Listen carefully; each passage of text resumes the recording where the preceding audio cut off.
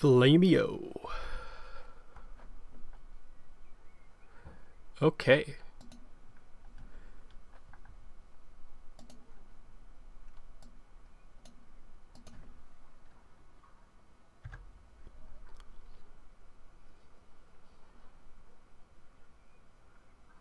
Okay, so we should be live and pretty much ready to go now. So much stuff in terms of starting the stream to make sure I have prepared. Okay. So, yeah. So we're... Okay, yeah. Had the live stream open myself. I was wondering, where on earth is that coming from? So many tabs.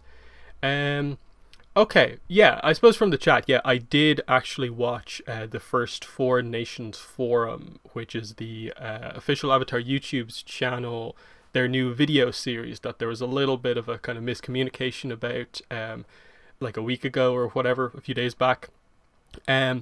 So I think the thing that surprised me the most about it was that it was only 25 minutes long.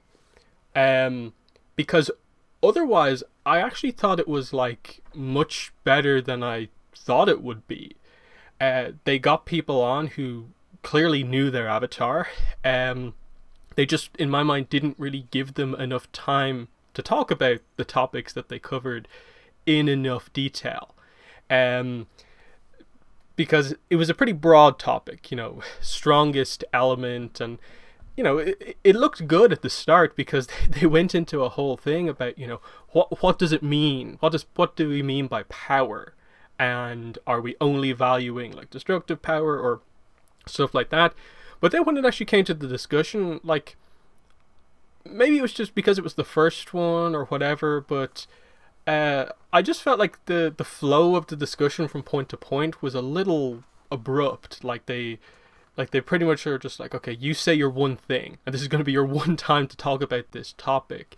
And they didn't really get that much of a chance to talk about all that much. Again, like I think if they just had more time and made it into more of a proper podcast, I think it would have worked much better than it actually did. So it's just a little bit of a unfortunate one there, just that I actually liked a lot of what they were talking about. They just didn't get the time to do it, in that in relation to this series of live streams that I'm doing, it was so interesting that the moderator literally went, okay, why don't we just really quick decide on who is the best bender for each element. And that was the really like just boom boom boom super fast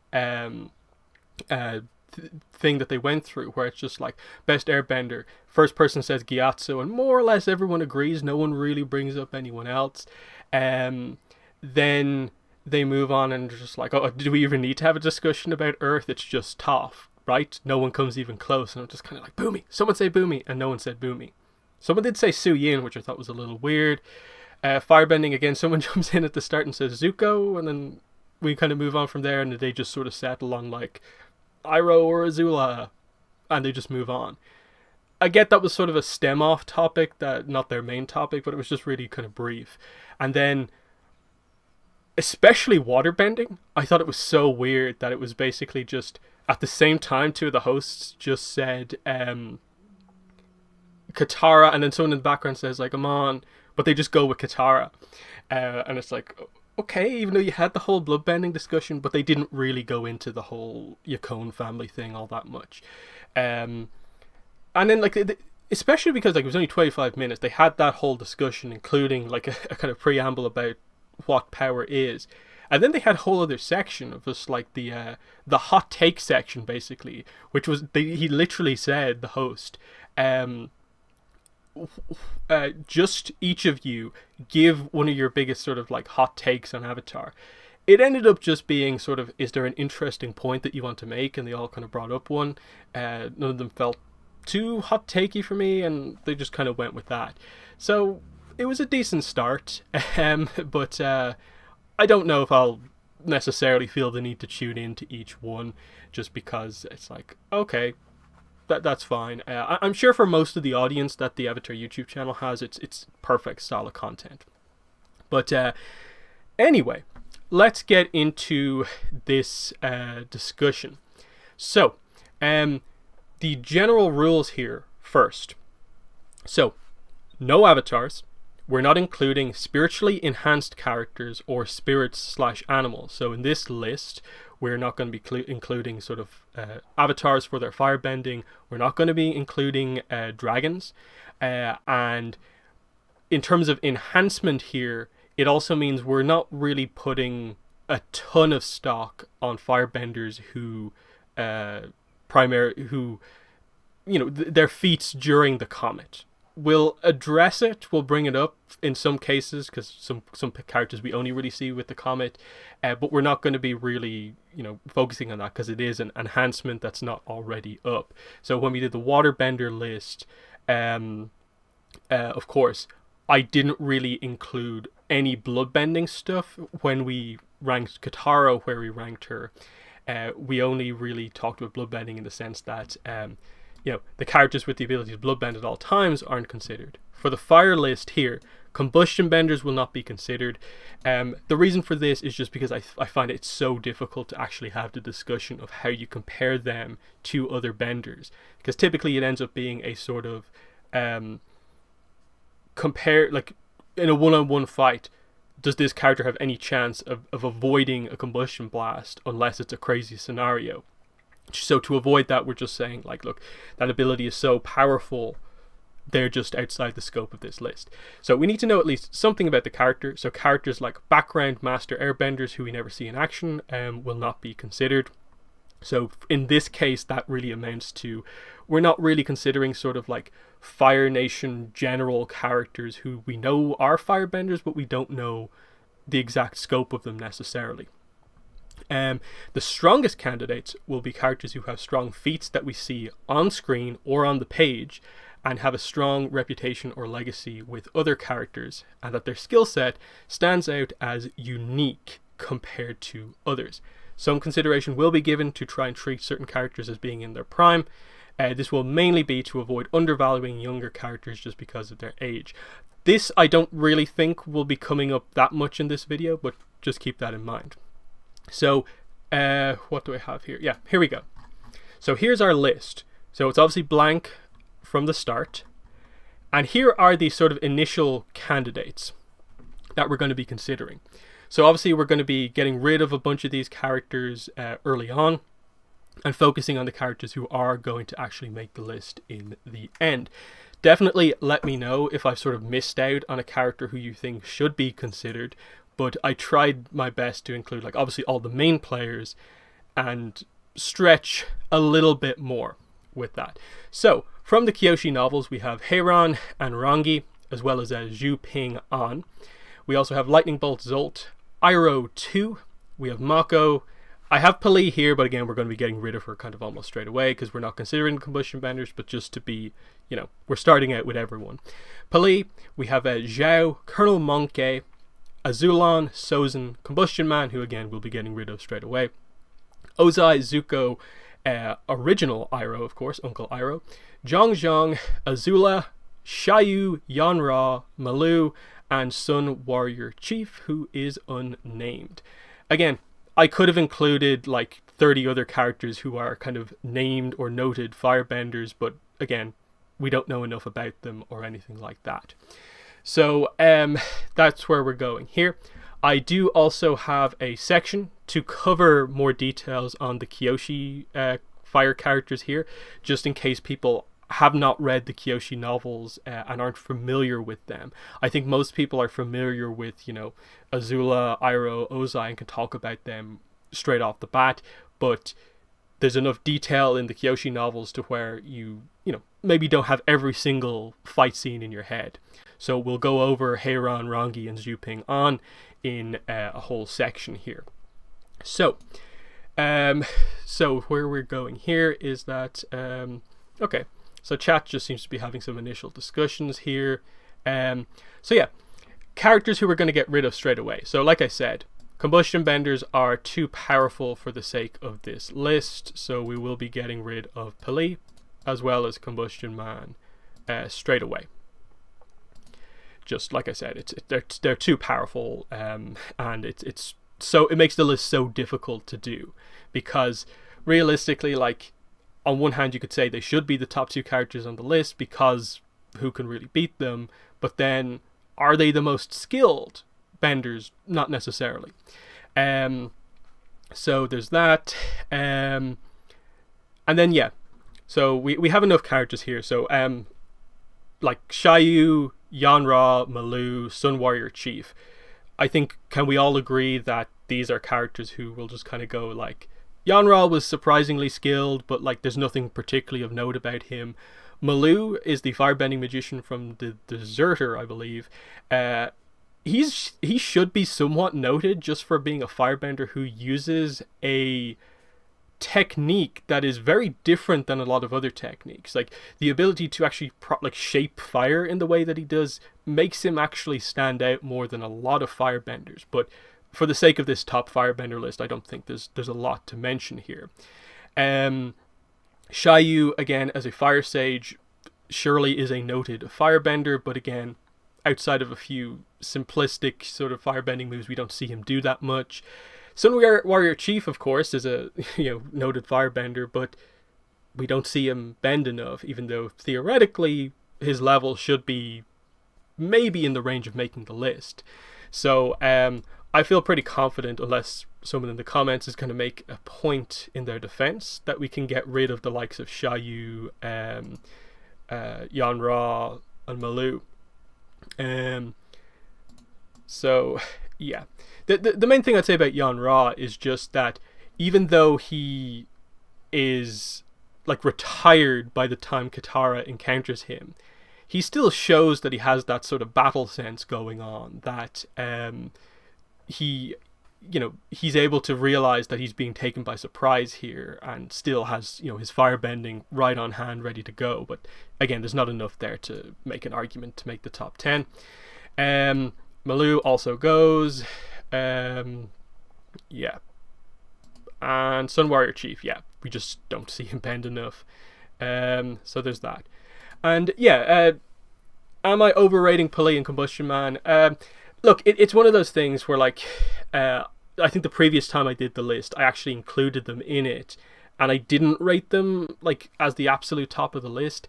I just think it overcomplicates it, and it makes it very difficult to discuss them outside of the context of just their special ability, in that Combustion Man, we don't really see him ever do normal firebending, and then Pali, even though she demonstrates, like, I think once or twice within the series, normal firebending, you don't get much of a sense for where exactly she is. And they're always the boss battle character. The fight with them is always going to go a very specific way, and you can only ever really have the discussion from that point of view, in terms of, like, they stand across from each other on a battlefield.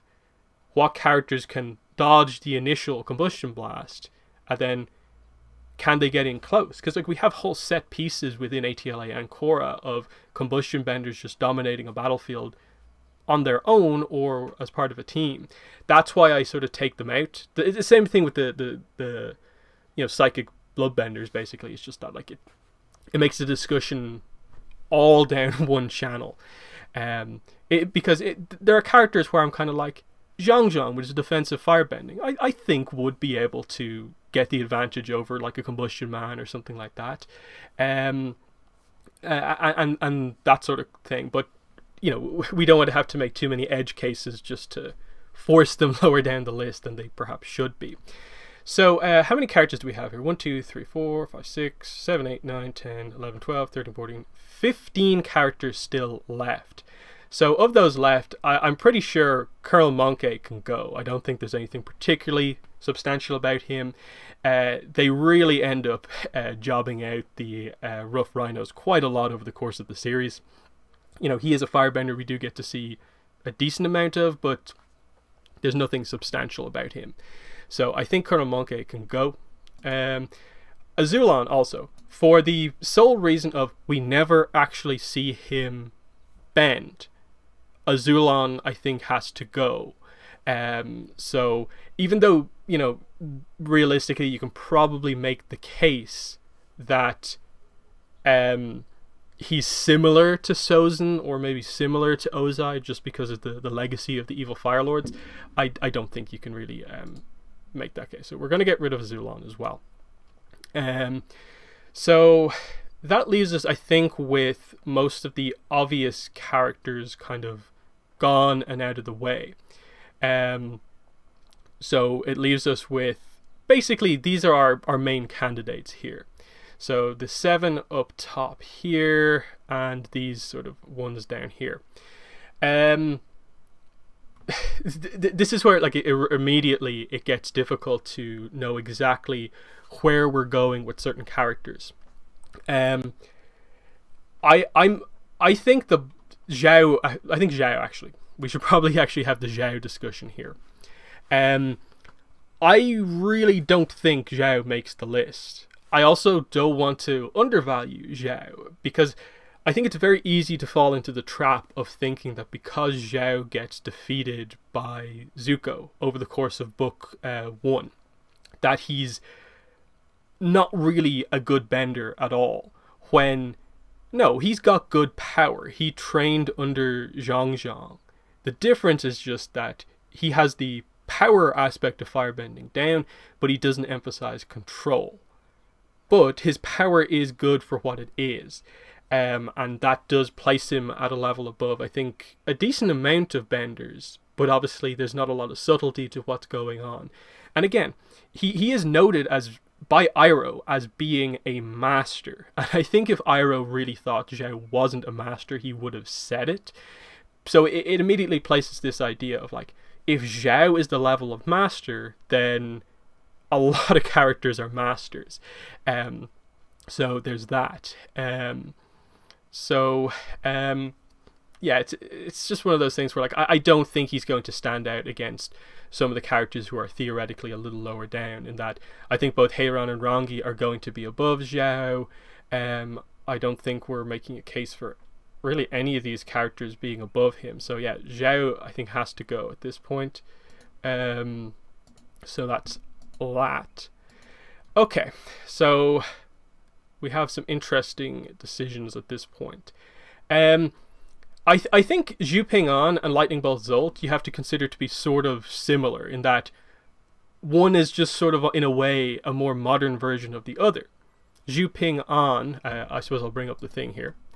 So for anyone who isn't aware, Zhu Ping An is the leader of the Yellownecks Dao Fei group, the most powerful of its era and also the most brutal. He is a rare lightning bender in an era not known for having many lightning benders. It's sort of a legendary ability back in the era of Kyoshi that they know has been present before, but it's sort of not really present in the royal family or anything like that. So he, when he is captured, is studied basically about why does this guy have this special ability and not us. He does get defeated by Jeonju in a fight that we don't see, but it is implied that Jeonju is just incredible in this fight. So there's that. And then he's killed in a Lei Tai duel where he hits Kyoshi with lightning over and over again, which forces her into the Avatar state, and she basically then picks him up into the air, blocks his breath of fire, and then drops him from a great height to his death. And yeah, he could use fire breath. And that's really all we know. He is sort of... They really get across the idea that he is not known for using his firebending much, to the point where most people are not even aware that he is a firebender, let alone a lightning bender. So, noted lightning bender, but in this case, he's all lightning. It's just the guy with that ability, where his other skills probably don't stand up that much. So where are we going with that? And this is where we get into the idea of sort of the characters who are going to be more towards the bottom of the list, which I think are going to be Heiran, Rangi, Lightning Bolt Zolt, and then I think we're kind of getting into the Iroh 2 Mako, Iroh 2 Mako Zuko kind of range. I think he probably falls off at this point, just because we have no sense for what his skill set is. Yes, he's successful as a bender because of his, the success of the Yellownecks and how dominant they are. But again, that seems to just be more from an organization leadership point of view rather than him firing lightning at everyone he sees. So it's not a case that he just wins every single fight or anything like that. So I think Zhu Ping-an probably falls off at this point. Just because I probably would lean towards Zolt above Zhu Ping-an, just because, he's known for Lightning Bolt Zolt. He trained Mako in lightning and stuff like that. I don't know, where do people stand on this, of like the characters that we have left? Like, we're not getting rid of Iroh Ozai, or Jeong or Azula. Zuko is going to make the list. Mako's going to make the list. So we get into this idea where we are, I think, in or around here, where we're talking about these top 4 characters, I think, and maybe Iroh 2 in there, for falling off the list at this point. Now, to explain this, obviously, L means lightning generation, or means that the character has lightning redirection. So you can see we don't know if he has redirection. I say a question mark on Lightning Bolt Zolt for redirection, because Mako obviously has it, and this is the guy who thought Mako lightning, so that would imply that he has this, unless redirection is an ability Mako learned on his own. So, it's one of those things. I'm not going to give him that ability, but I think for that kind of reason, I just give him the slight edge over Zhu Ping-an. But yeah, there's that. So yeah, okay, so 1, 2, 3, 4, 5, let's say 6, 7, 8, 9, 10, 11, 12. So yeah, two somewhere here have to go. And I don't think both lightning benders are going to make the list, so I'm going to just say Zhu Ping-an is gone. So so there we go. That means this is 1, 2, 3, 4, 5, 6, 7, 8, 9, 10, 11. So we have 11 characters left on the list, meaning we have to sort of get rid of one before we can start to place the 10 on the list. And this is where we get into, I suppose I'll bring up Heiran and Rangi here so we can go through their skill sets. So Heiran is a member of Karuk's Team Avatar. She gave Karuk extra firebending training during their time together. She held a relatively high position in the Fire Nation military before joining Karuk's Team Avatar. She later became the headmistress of the Royal Fire Academy for Girls. And her main thing that she's noted for as a bender is this: known for having the most accidental deaths or kills in Agni Kais. Part of how she got the headmistress position, which includes killing her own cousin in an Agni Kai. Then, in terms of action that we actually see in the novels, during the iceberg incident, she's dragged under the water by hidden waterbenders and she injures her arm. Later, she rejoins the fight and is only able to firebend with one arm, but together with Rangi and Yoon, they defeat Tagaka. And then I think you see her with some fire blasts from a Sky Bison as well. So there's that. And yeah, so this I don't think is that substantial, because it's all about, it's basically a 3-on-1 fight. How much of an involvement did an injured Heiran have in it? Not really sure. Yoon then, in the second novel, stabs her in the throat, and she does manage to get a hit in on Yoon by basically leaning into the stabbing and surprising him with a ball of fire. So, that's pretty notable. I wouldn't necessarily say it's like a particularly incredible application of bending. It's just, the determination of the character to do what she needs to do. So yeah, Avatar Kuruk, we get the extra information on him in pretty much both Kyoshi novels, more so the second one, Shadow of Kyoshi, rather than the first one, but there's teases in the first one. So Heiran is a character where we're basically basing everything about her skill set on a lot of Agni Kais that she won, where she ended up killing the people that she was up against.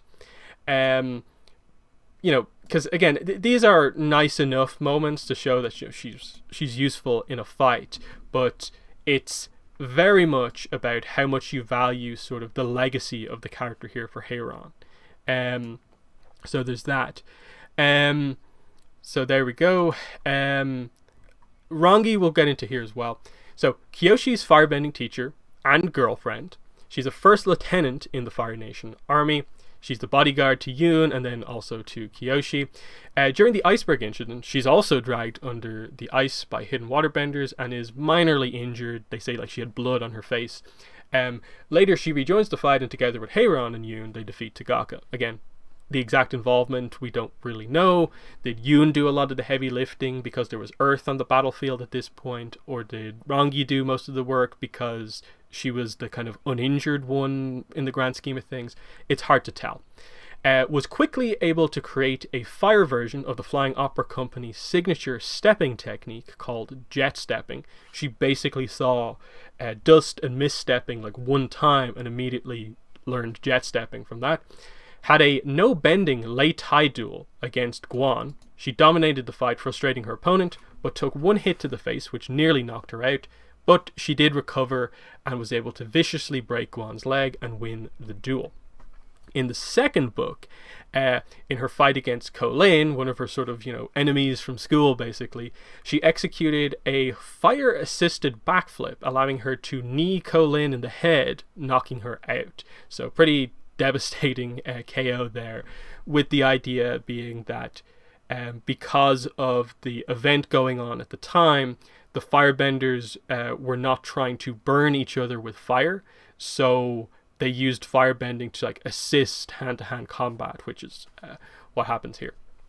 In the final fight against Yoon, she does a nice breath control charged fire attack that is described as being extremely powerful, though it is stated that she left herself completely open during the charging process, and if it wasn't a 5-on-1 fight and was more of a 1-on-1 fight, she probably wouldn't have been able to actually execute it on the battlefield. So she and Kyoshi then tag team Yoon. Their teamwork is pretty good. The main move that happens is that Kyoshi fires a giant fireball at Yoon. He dodges. Rangi uses a little bit of waterbending kind of philosophy here to swing it around for another pass. But again, they think they get Yoon, but it doesn't actually work, and Yoon then takes out Rangi. So she is defeated by Yoon, but again, being defeated by post-glowworm Yoon is no real slight against you as a firebender, really. So Rangi a lot better in terms of we see her in action, where she can do a couple of nice big attacks. She's good at hand-to-hand combat. The only problem with Heiran and Rangi is just that we never really see them do what you would call normal firebending. It's never really described what their level is in sort of normal fights. Rangi also has white fire. The exact wording in the book is that the attack almost goes from yellow to white. So it's just a high power attack that is yellow because it's heating up quite a lot. It doesn't quite go white the way the book says it. So again, I wouldn't be framing that one attack as Rangi is now the second coming of Azula and has a different color of fire because she's so in control. That to me is taking Rangi's skill set a little bit over the top. She did a high power fire attack that again, she charged up with like 3 really long breaths and left herself completely open. So I wouldn't be like really emphasizing the color change too much there. Just that, it's, heat, color, that sort of stuff tends to happen. So yeah, the question really here is like, it's like, okay, it's the legacy of Heiran versus Rangi, who ends up standing out more as a combatant within the book. I'm tempted to kind of borderline say that Heiran's skill set is so undefined that just winning Agni Kai's, which were for the position of headmistress, doesn't say as much as maybe we think it does, because we're talking basically here about, like, I really feel at this point we're either eliminating Heiran, Rangi, Lightning Bolt, Zolt, or Iroh 2, and I'm not entirely sure which way I want to go with this. Yeah, like on my list in my kind of trial run of doing this is kind of what I have. It's kind of like a tie almost at the bottom of my list for Zolt and Rangi, just because I don't want to undervalue a character having lightning, and especially the guy who like trained Mako at lightning. But I also don't want to just eliminate, say, Heiran or Rangi just for other reasons. It's a tricky one, definitely, because this is because making the case for Lightning Bolt Zolt, of course, is that before he gets his bending taken away, he is the leader of the best triad in Republic City. He is Lightning Bolt Zolt. He has a nickname related to the fact that he has lightning, and he's the leader of a triple bender triad. So that's pretty notable. And the fact that like Amon more or less takes him out first to make a big statement to the triads is kind of significant. We don't see him fight, which is unfortunate, but it is notable that he does have the lightning. It's unfortunate. I feel it has to be Heiran or Lightning Bolt Zolt. And it probably is Zolt. I think I'll roughly agree with the chat here, and just go with eliminating Zolt just because we don't see him. And even though, again, we probably actually see, in a way, Heiran bend less in terms of just notability, we'll just do that.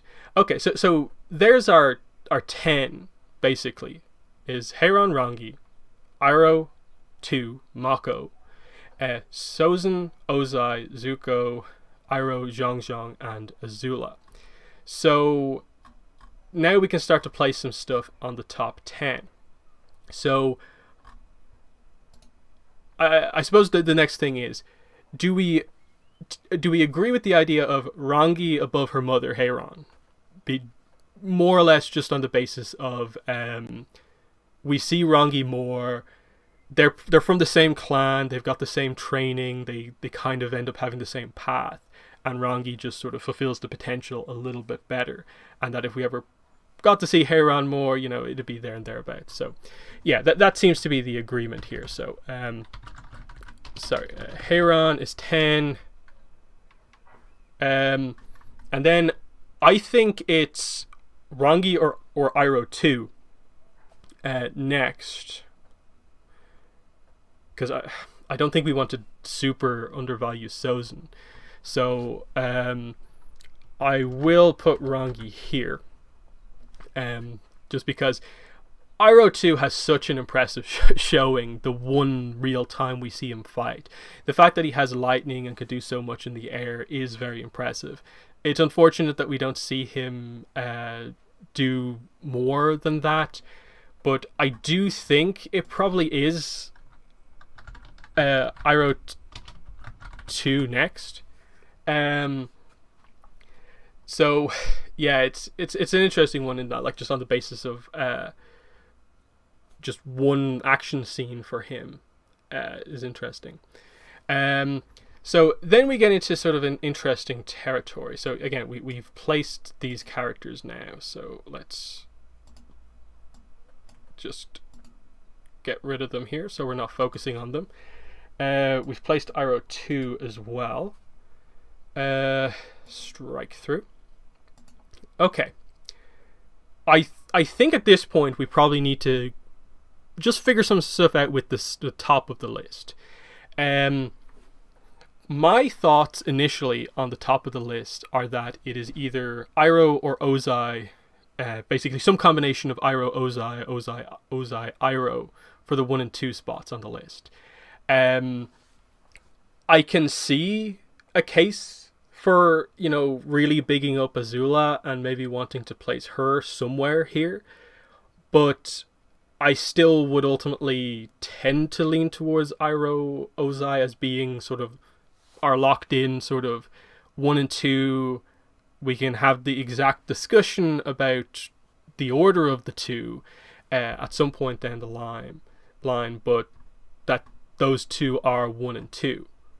And then I'd be very much inclined to say it's Azula and Jeong in the 3-4 position. Again, the order we can sort of discuss a little bit. Because I suppose let's quickly let's have this discussion on Ozai. Ozai is difficult to discuss on these lists because we don't see him bend enough outside of the comet. And the comet, sure, it says stuff about his skill set and how he is able to, utilize fire when he has basically, he's unrestrained. The moves that he's able to use are extraordinarily powerful, but he is enhanced by the comet that entire fight, and the entire fight takes place in the air, which Firebenders can't do normally. And the only time we otherwise see Ozai bend are the attack on Zuko, the double lightning, the quick lightning that he does, and in the search we see him basically take down some dummies by doing some basic firebending. It doesn't come across like super impressively, but it's not a full-on action scene. So there's that. And for that reason is like I rated Ozai, I think, much further down my list the first time I did this a few years ago. I had Ozai much lower down, just because there's nothing to judge what his skill set is like normally without the comet, outside of, again, reputation and the idea that he's the big bad of ATLA, and everyone's just having this discussion of stuff like that. Like I said in the chat, the creators actually confirmed that Ozai is stronger than Iroh. Well, did they say that in the show? And this gets into, do we have to immediately interpret their opinion on characters and where they are as being canon? That the discussion is, it doesn't matter because the creator said so. When, in this case, we have a much better way to analyze Iroh's moveset and skill set than Ozai. So this is the point here, because in the chat, if you feel Ozai should be number 1, or what it's likely going to be Ozai ahead of Iroh, what is your point for that position based on what we see? Because otherwise, I really don't like the idea that I'm saying Ozai above Iroh literally just because he's the final enemy in the series. And the creators potentially at some point said that they feel Ozai is stronger than Iroh. Because again, it's so difficult to judge how that would go, because we don't see Iroh really fight during the comet, so we don't get the full scope for what his skill set is when using the comet. In that he does the giant attack that takes down Ba Sing Se's walls in one go, and then he basically creates a fire shield from the fire attacks coming in as they go up to the walls. And he's the one who doesn't really fight during the actual, siege of Ba Sing Se in this case. So it's a weird one in that I would say Iroh's move shows the power. He definitely has the power. That charged attack that just blows straight through the walls is, to me, one of the most powerful. So there's that. And then, yeah, like, Ozai, Iroh 1 and 2, like, the only other character who's going to make this is Azula, which we'll discuss Azula. We'll get to that.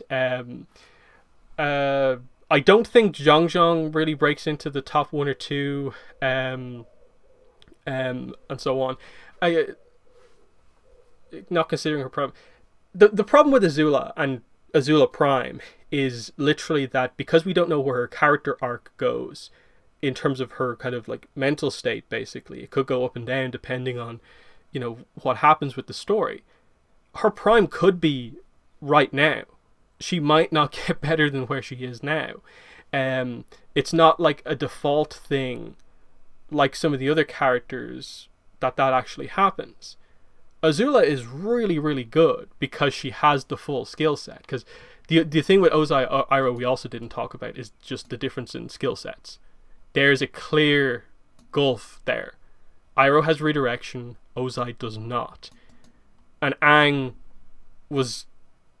had the fight won. If you make it just a fight where you take away these sort of characters like morals, Aang won the fight because he had, Ozai in his sights with the lightning redirection. And Iroh has that as well. So this is ultimately what we're going to get into with some of these discussions of, like, it is really valuable as a firebender to have both.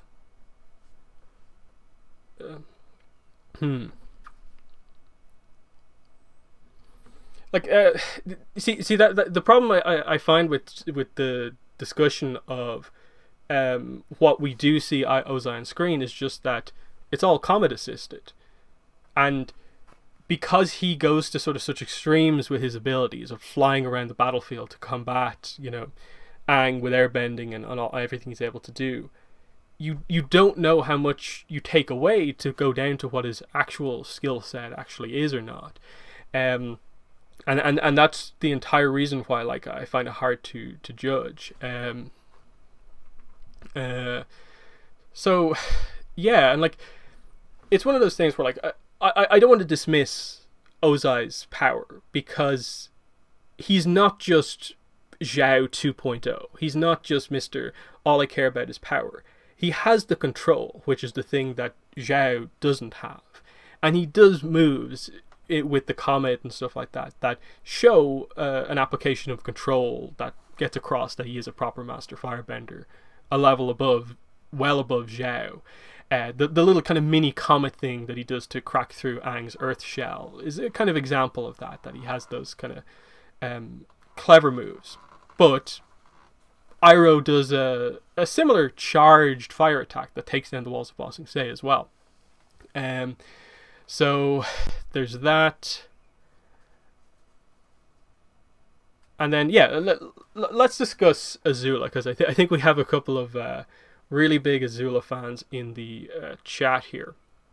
So we're obviously talking about Azula, basically the strongest point where she is. And I think she is pretty much at her strongest we've ever seen her in Smoke and Shadow, which is the last time we ever saw her. Because Smoke and Shadow is where we get the reveal that Azula can redirect lightning now as well. She's sort of basically learned from this being the way she was defeated basically by Zuko before. She's obviously in a much better mental situation where she is now in the comics than she was before. And that is shown by the fact that she is able to defeat Zuko in the fight that they have. Is it a full-on fight? Pretty much, I think, and she gets the proper win. And it highlights that, yes, Azula will be rated above Zuko on this list, 100%. She is the overall better bender. Again, I think a lot of it does come down to the fact that she does have L. Again, we say Or is the counter to L, but being able to generate lightning is incredibly valuable because it's an offensive finishing technique. Because the thing with firebending, of course, if you look at just every scene of firebending in the series, I'd say about like 70-75% of it is probably just punch, kick, generic fire blast. That is a lot of firebending that we see. Very few scenes in the show actually showcase sort of creative firebending that's not just like basic punch, kick, send out a blast of fire. So lightning, and especially Azula, who sort of shows the ability of like different versions of lightning, is quite powerful. The question though is like Azula versus Iroh, Azula versus Ozai. Iroh has shown that he's been able to get the advantage over Azula a few times. She seems to just heavily underestimate him, and he is able to get the slight advantage. Azula versus her father is an interesting one, because obviously this is where we get into the theoretical point of like, if they ever had a fight in canon, it would have been when Azula didn't have redirection and Ozai would still have his bending. But we're not really talking about that here. We're talking about now where Azula does have redirection. Is she better than Ozai? Well, she's a prodigy. And she's really said in Azula is like a prodigy in a way that it goes beyond like most of our characters being prodigies, I think.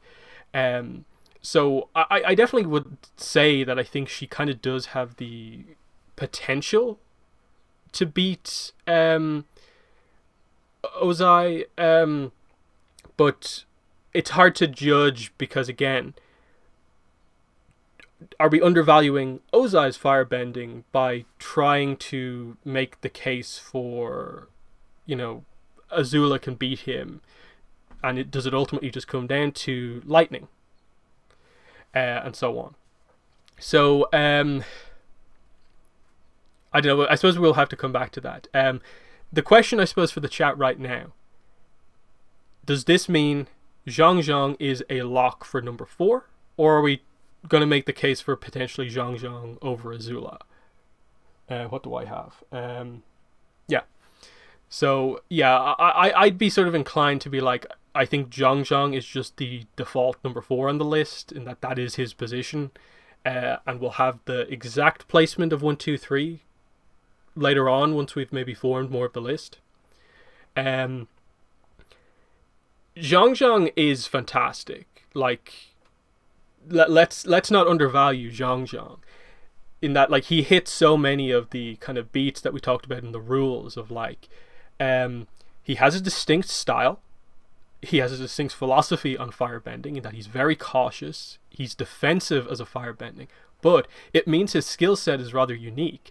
His walls of fire and the fact that he can do them without the comet is some of the most unique firebending that we see in the series.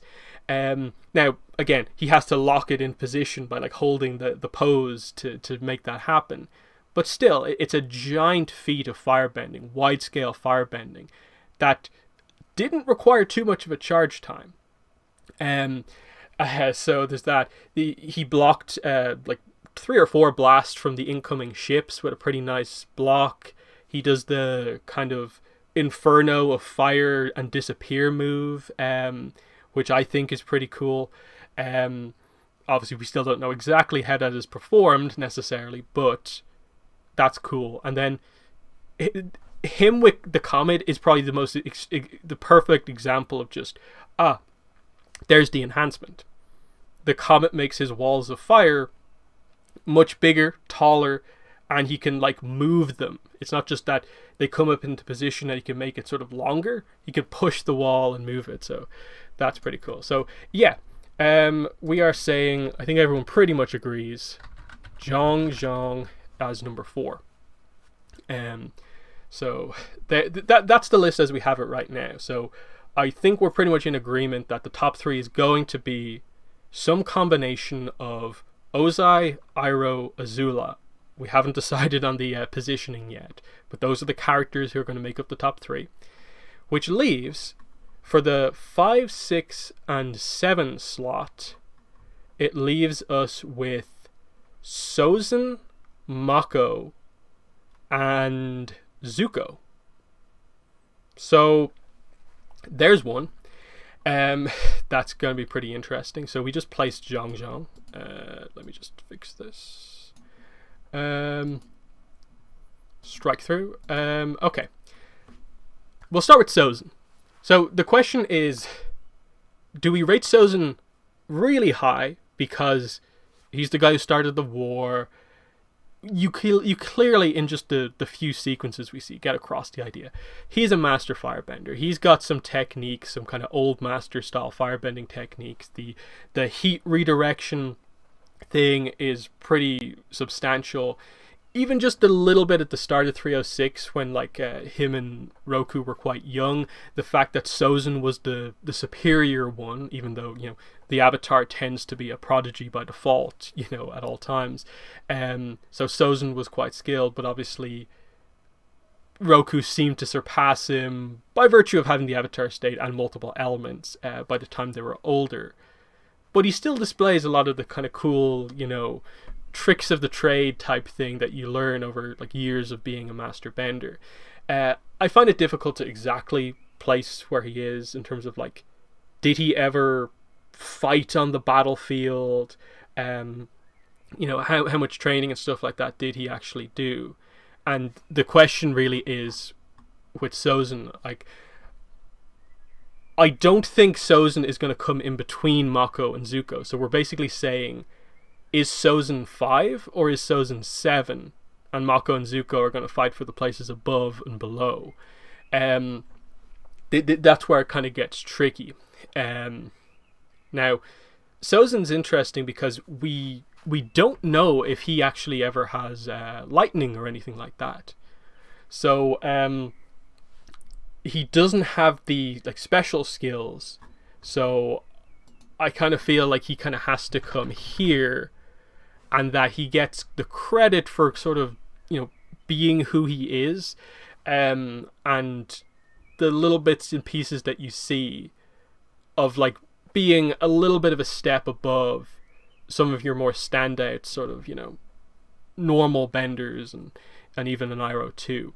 You know, I could maybe see the case for swapping these around just on the basis of like, Iroh 2 was pretty good in that one action scene.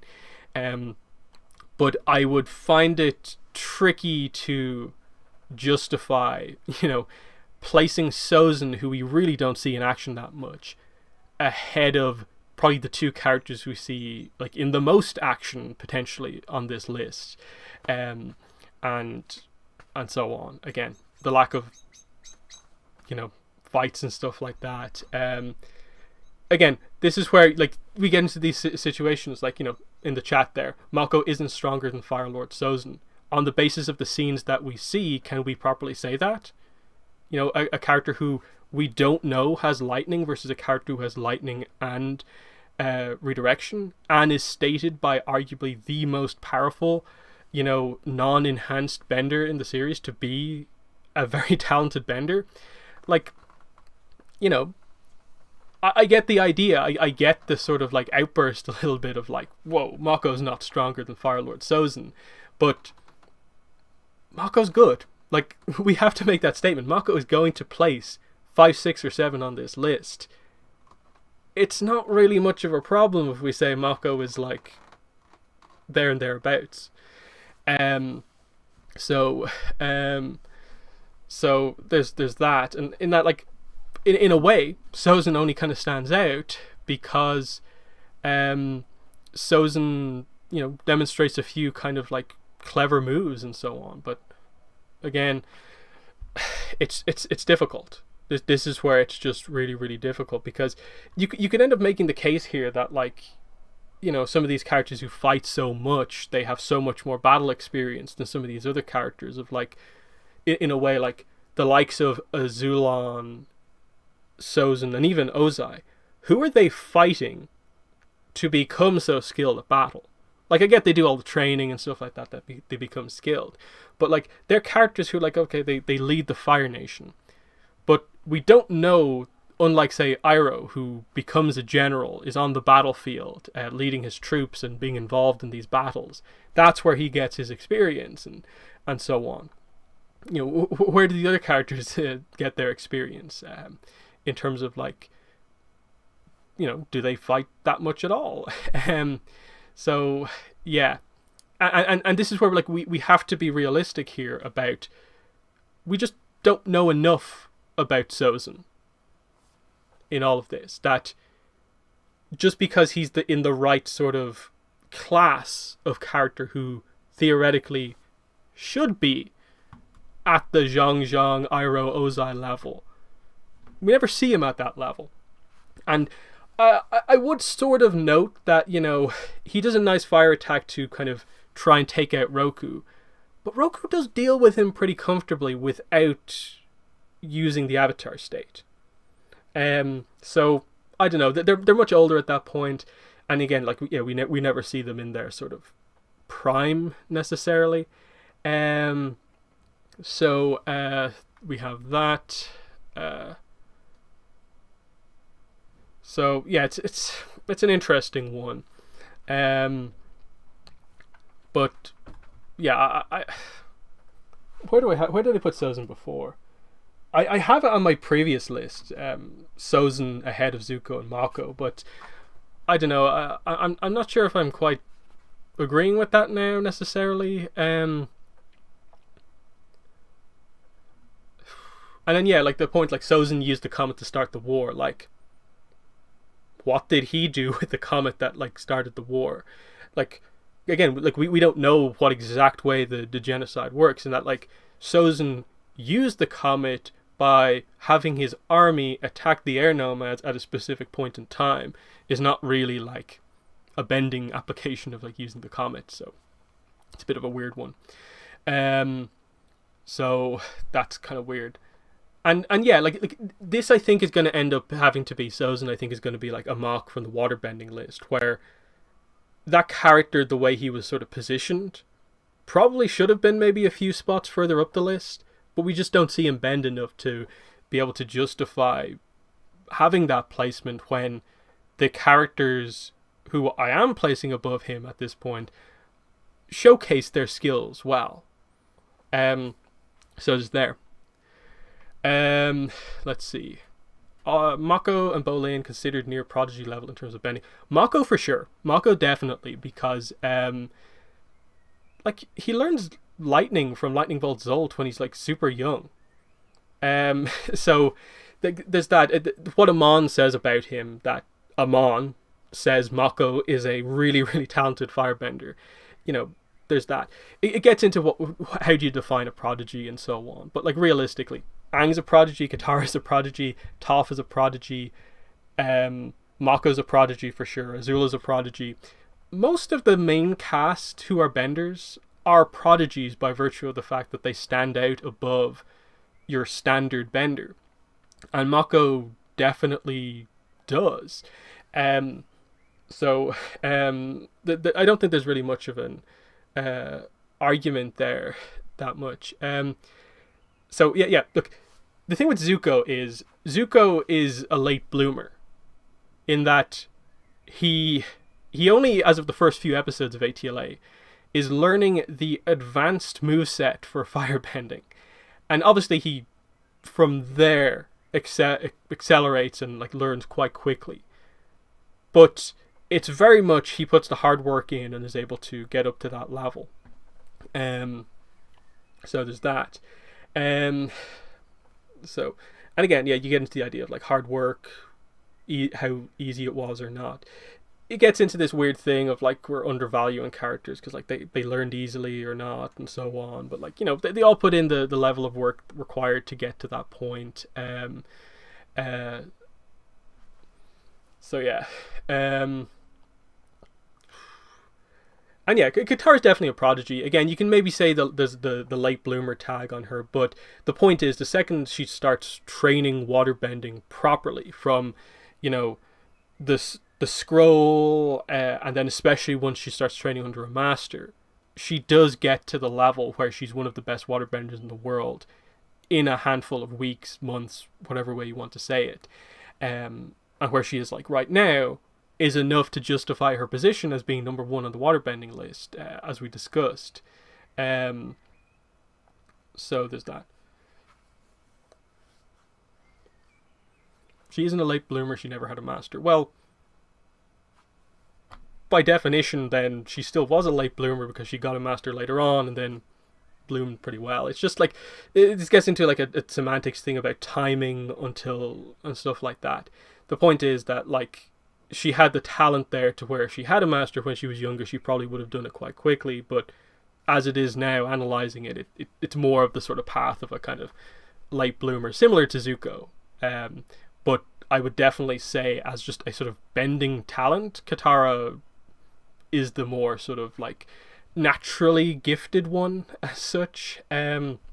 So there's that. So, but again, like, I think we're getting a little bit confused, sidetracked here. But like, that's realistically the thing here. We're gonna have Iroh, Ozai, Azula, Jeong, Mako. All these characters are going to be considered prodigies, basically. I think Zuko probably is going to be the only character on this list who you would say probably isn't is to some degree a prodigy, or like, you know, something super impressive in terms of how easy or not they learn firebending. But, you know, again, this gets into the weird things about bending bending skill levels, when like the big thing is just like, Zhao's a master. If Zhao's a master, everyone's a master type thing. But anyway, we have to continue on with the list. So I guess we're having the Mako Zuko debate, because regardless of if we maybe move Sozin up to be 5, it's Mako versus Zuko for either spots 5 and 6 or 6 and 7. And look, it's a tricky one, but I tend to go for Mako over Zuko, and I felt this way for a while now. This is how I placed it on the previous list. It's how I placed it. I actually have it reversed here, but I still feel Mako has the slight edge over Zuko. Again, where do we have them here? So it's here. Zuko has redirection, Mako has lightning and redirection. I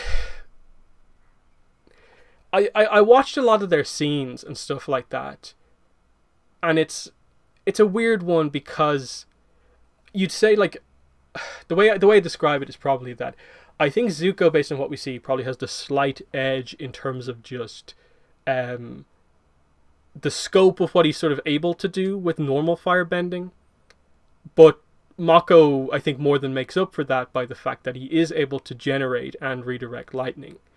And Zuko only having redirection as the defense against lightning is a little bit, you know, it's hard to say it doesn't go the same way it went in Smoke and Shadow, which is Azula fires lightning at Zuko. Zuko redirects it back at her. She redirects it back at him.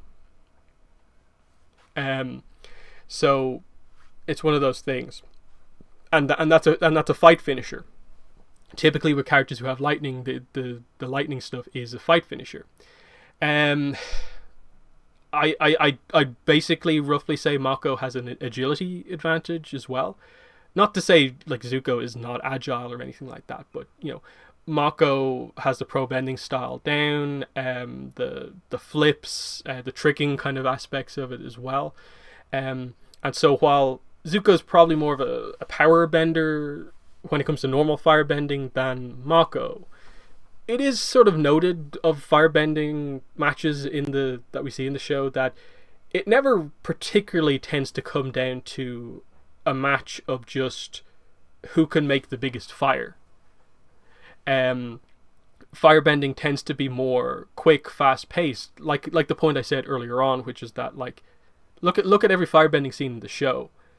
Can you argue against the fact that like 70-80% of all firebending moves are not like sort of relatively simple, hard to distinguish between different benders, fire punches and fire kicks, and different combinations of them.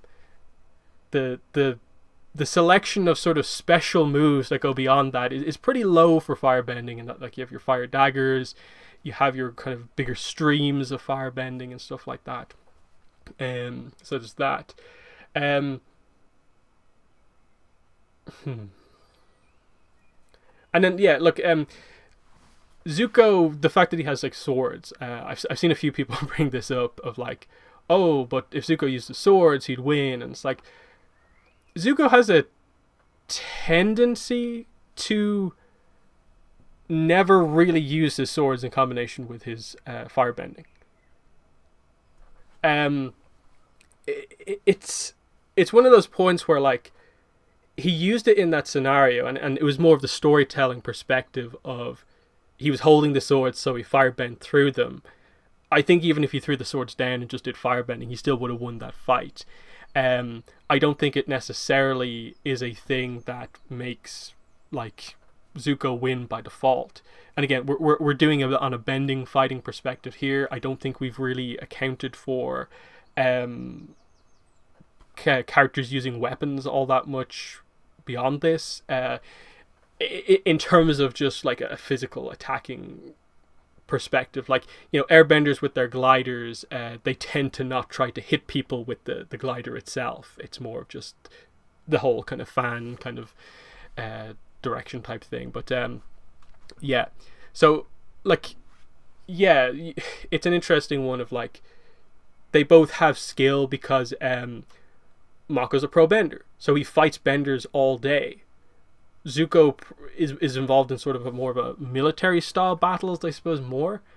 But the point is, they still both get the same sort of training going through both, which is, like I said, most firebending back and forths are firebending punch kick and the ability to block firebending punches and kicks, and it's absolutely possible, and that they're on par. And again, I do think Mako is a little bit more agile, in that. What I'd say is that, like, say during the comet, I think Zuko would be able to do more with the comet, because I think he is more familiar with sort of, you know, being able to do the big power moves, rather than Mako, who tends to focus on the quick firebending moves. I definitely wouldn't say that like Mako doesn't have power, because looking at Mako's scenes, the moves that really stood out to me were one, when Amon flees at the end of book 1, Mako fires, I think it's 2 or 3 big fire blasts, and they looked like relatively normal fire punches, but the way they animated them, they definitely got across that they had really big trails, and they seemed quite powerful, that like he fired it over a pretty massive distance, and it had like a decent effect on the water. Like, this would have hurt if Amon got hit by these two things. So it's not to say that Mako's all like agility, no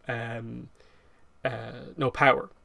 And then the same in reverse, of course. Zuko can do flips at times too. He just doesn't tend to be as like flippy as Mako is. So yeah, it's one of those things of like, what way does the fight go? It's pretty even, I think. Zuko would win some of their fights. Mako would win some of their fights as well.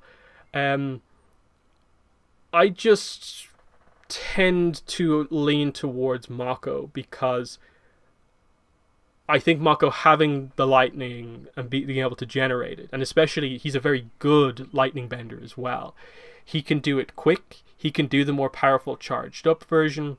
He can do it in awkward situations, like how he defeated Ming-Hua. he can take Zuko by surprise. Zuko's obviously super quick to react, but again, you get into the whole redirecting it back and forth. I find it difficult to argue against the idea that the person with lightning is not going to come out on top of that exchange. And yeah, like I'd roughly agree with the statement there that yeah, in terms of if they had 10 fights, it probably would be a 6-4 for Mako over Zuko. So yeah, I don't really see too much disagreement in the chat. Yeah, like that comment there, like I hate Mako's character, but him and his fire knife could clap Zuko. You know, that's the sort of thing with Mako, is that, like, you know, I get it, he's probably not everyone's favorite character, but you can't deny the skill set and the way he's portrayed in fights, in action in the show. That is the one consistent thing that they did across all of Korra with Mako, was definitely getting across he's an incredible bender. So we're saying, I think pretty comfortably, Mako Zuko, which I think leaves us with, I suppose, the discussion of, like, should Sozin be down here or should Sozin be just below Jeong again? So that's something to think about. And then finally, 1, 2, 3, Iroh, Ozai, Azula. What is the order that we're going for? So I think that the way the chat is kind of leaning is that, at least from what I saw, was that Iroh above Ozai, but that potentially Azula might be ahead of Ozai. So that's an interesting one. And it's tough because I know some people will fight tooth and nail to make sure Ozai is number one. The problem is, like I said, I haven't really seen an argument from anyone in chat that's particularly strong for Ozai, that is not just Ozai is number one ahead of, like, Iroh and Azula for a reason other than because the creators said so, because that's his position within the show and we are meant to believe that he is the best, and no real actual application of it. Because the reason, I suppose, the reasoning behind Iroh, I don't think we've really talked about him much, is that I think he has the blend of a lot of the skill sets that you'd expect, which is that he's a member of the Order of the White Lotus, so he's a firebender who utilizes the values of the other nations in his bending. And he, more than a lot of people who you would say that about, has directly used it, because this is the creator of lightning redirection, which is based on water bending. So there's that, which is pretty interesting. And then you have moments like when Iroh attacks Zhao in the finale of Book 1. He effortlessly dispatches Zhao's firebender guards to the point where Zhao runs from Iroh, basically. And it's just a quick sequence. Again, he just does some pretty basic, firebending punches and kicks. But he demonstrates, in that move, like, good sort of hand-to-hand combat. Some really quick action. Like, he just gets right in the middle of all of them and it's just like boom, boom, boom, and they're down.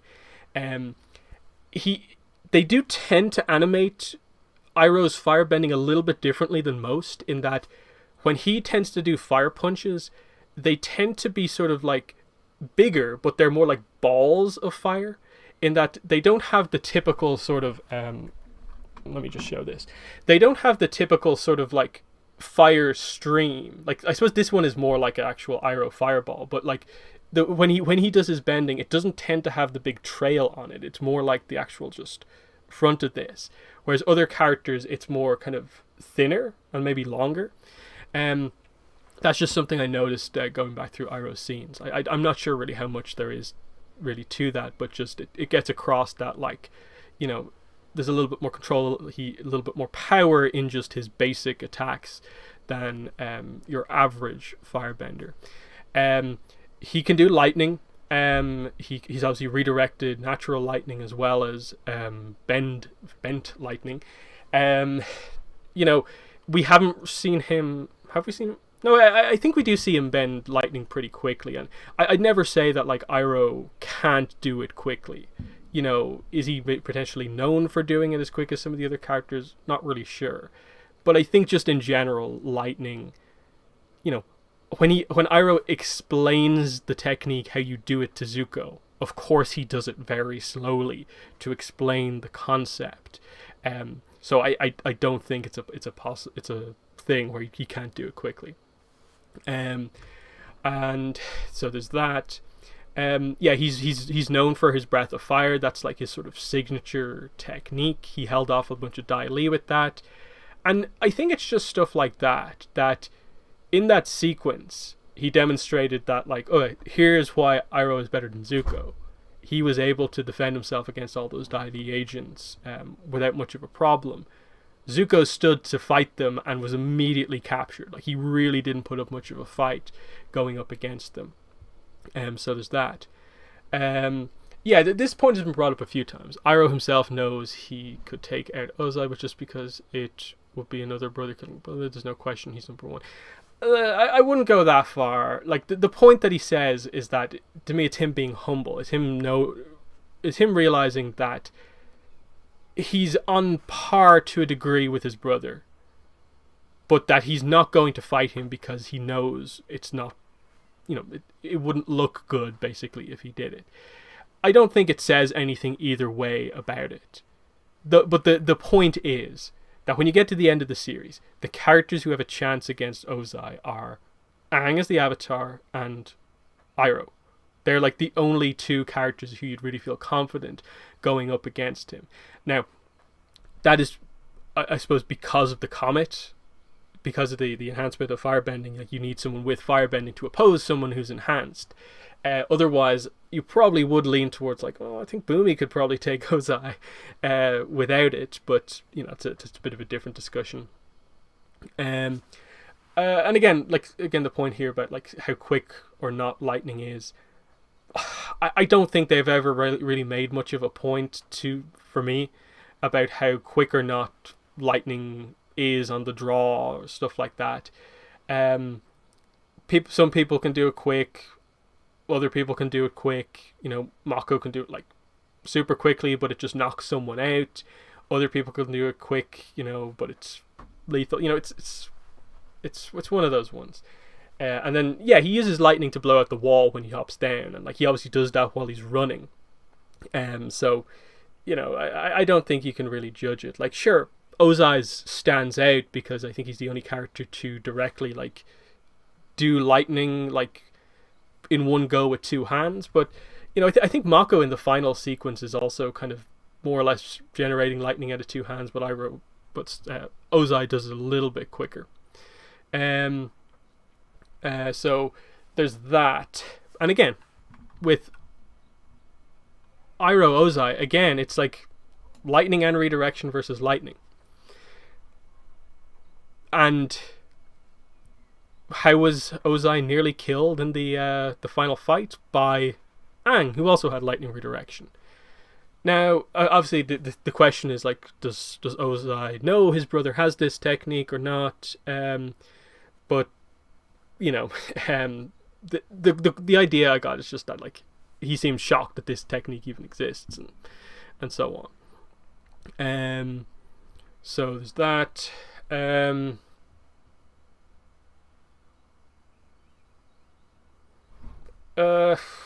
Zuko could have killed Ozai during the Black Sun, but plot dictated that he lived. I think that's sort of irrelevant in terms of the discussion that we're having. Sure, Zuko could have killed Ozai with his swords in terms of a non-bender fight because Ozai wasn't armed, but that I don't think is particularly relevant in this context.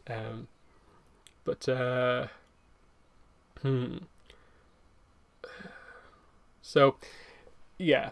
And then as a battle of firebending, the problem with Ozai Iroh ultimately comes down to, we can talk about Iroh's normal firebending level because we see him bend properly on the ground, just against other characters. We see that, okay, he's got a little bit of something to him in terms of a different style than other firebenders, but it's still, similar to a lot of other firebenders.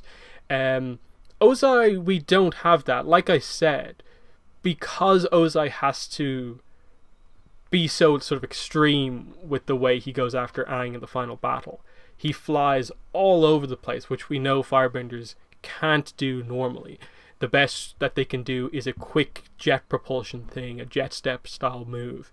And, again, the comet empowers his moves so much that it's just like, would he have done the same moves if he didn't have the same level of power and stuff like that? So, yeah. And then, yeah. In terms of lightning, yeah, it pretty much just comes down to, how long you spend separating the energies, putting them back together determines the power. And then Azula does show some extra sort of moveset to lightning because she does the kind of lightning ball area of effect attack in the search when the kind of spirit wasp things kind of come in. I think she only uses it that one time, but it is a different use of lightning to create more of a kind of flared out attack. So there's that, but yeah. But yeah, Azula. Does Azula break this trend at all? Does she go in between these two at all? Azula is really, really skilled, and like we said, we're talking about sort of Kimura Kage Azula in the comics where we are right now. I don't think we can really jump too far ahead in terms of making her more prime than she already is, because Azula is already an improvement in Smoke and Shadow over where we've seen her in the show because of the addition of redirection and that she's able to beat Zuko again. Does that mean she can beat Ozai?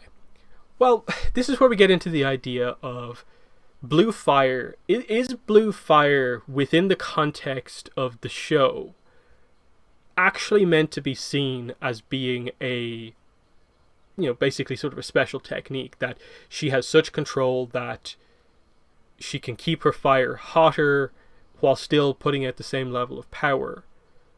Or, as has been like sort of in a way like the official explanation, is Azula's fire only really blue because they want her bending to stand out compared to her brothers? I think the fact that you do see like Azula in the past having normal colored fire gives you an explanation for like, okay, she's able to utilize that. Yeah, and that's the thing with Azula, is that, like, yes, we don't know where her prime is, and Azula's prime, especially compared to other characters, is dependent on where her story goes. Because before Smoke and Shadow, Azula was probably at her worst mentally that we've ever seen her. And so we didn't know where she was going. She could have just continued to decline and decline.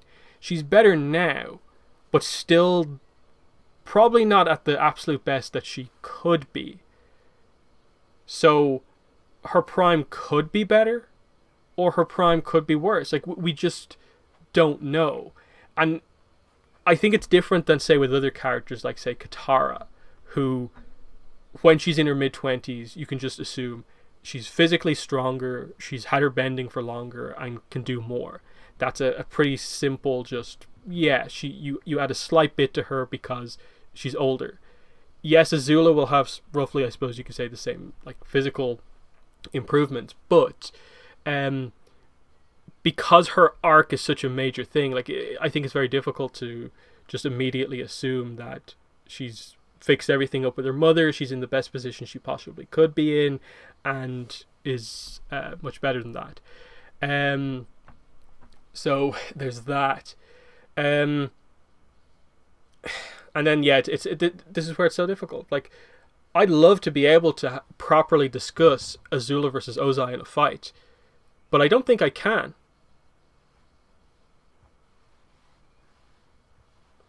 Prime can't be worse. Yes, it can.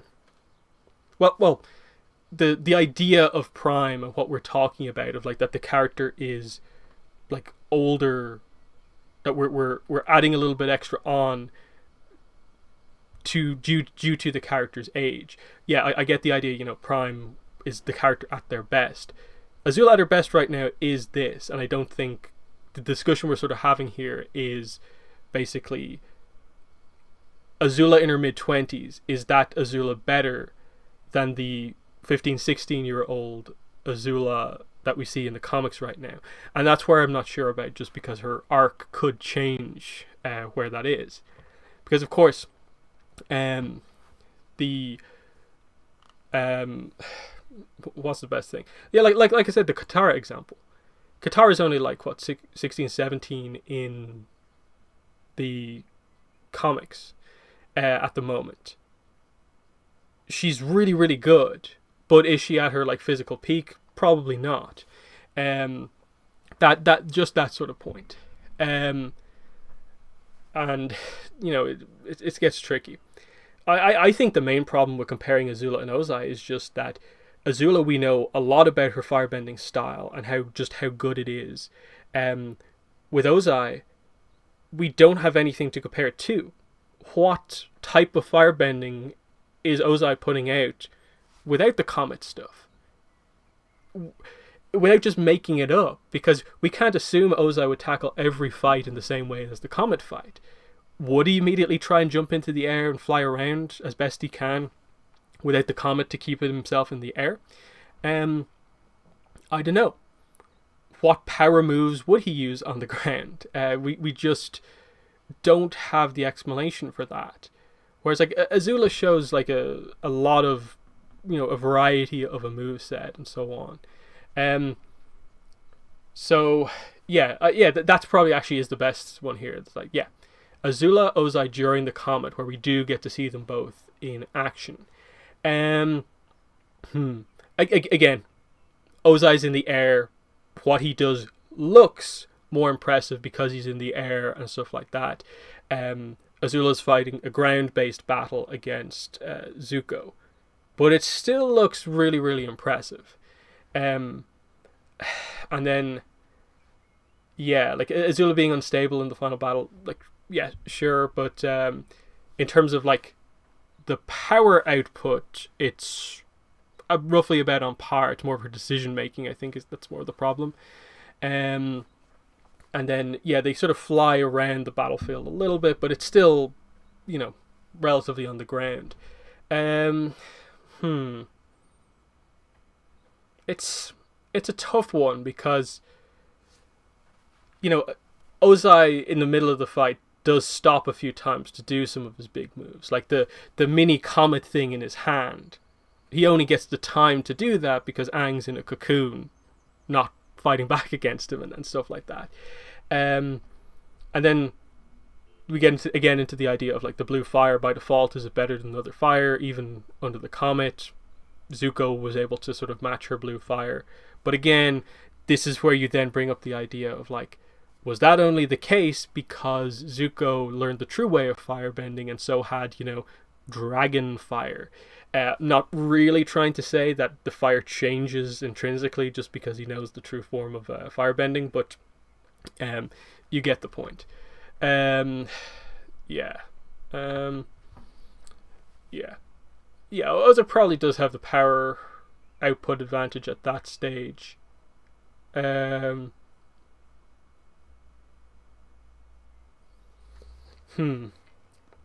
again, it's a good way to compare the two on a somewhat even stage, but again, power tends to matter more during the comet fights. When we're talking about it more normal, which is what the list is based on, it's much trickier to get that sense, because even if Ozai has the power advantage in a typical firebending fight, it's not necessarily all about power, like we've discussed before.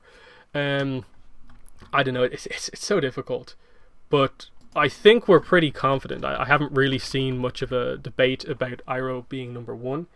I think I saw some chat earlier on about like physical conditioning and stuff like that. I think that argument is defeated just by the fact that like Iroh gets himself into shape, and sure he's like bigger than Ozai. Ozai is probably more this kind of mid range between like not being like so massively built like Iroh is, and emphasizing speed a bit. And sure, like absolutely, I get the idea. Iroh would be more of a he wouldn't be jumping around the place as much as Ozai is, but Iroh's all about the whole break his root philosophy, and so it's different firebending styles do matter. So if it got into a fight up close, Iroh looked pretty big when we saw him, so there's that. So there's that. Yeah.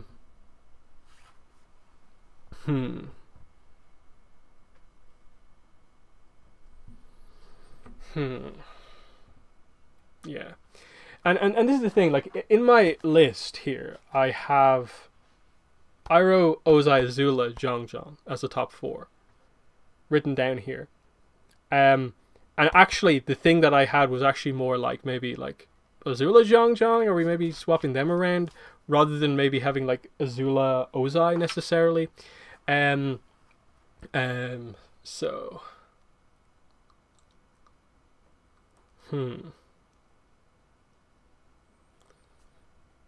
yeah, it's an interesting one.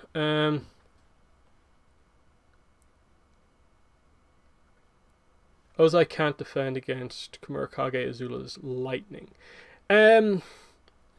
I suppose that is the thing. If it's like, yeah, Ozai defending against lightning, like he doesn't have the redirection, but lightning doesn't always hit necessarily.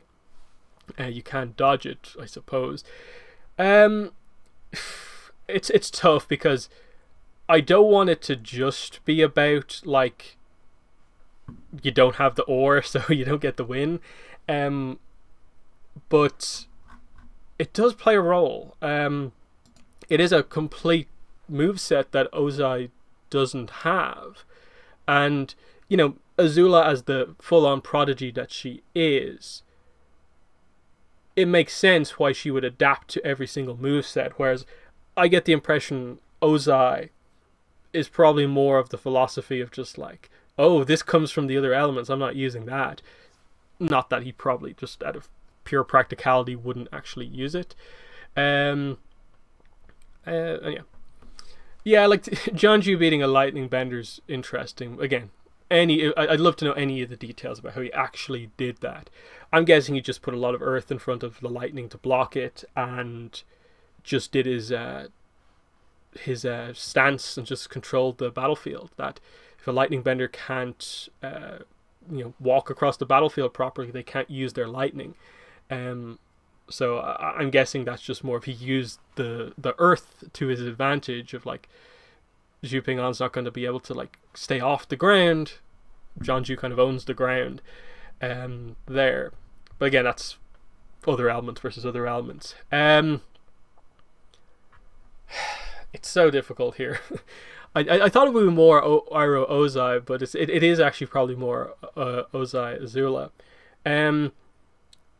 This is where like I think it probably is a case of Ozai has the power, Azula probably has the technique and is more of a prodigy, and Azula, if she is better in her prime, I would place above Ozai. But because we don't know that, I maybe am more inclined to give Ozai over Azula, but I'm not really sure. I don't really know what am I doing here.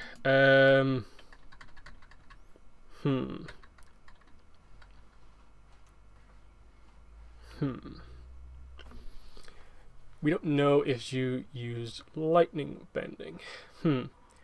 Well, I think just from the context of the fact that not many people knew he was a lightning bender, yet Jeonju did and handed him over to the authorities basically because of that reason. There's that.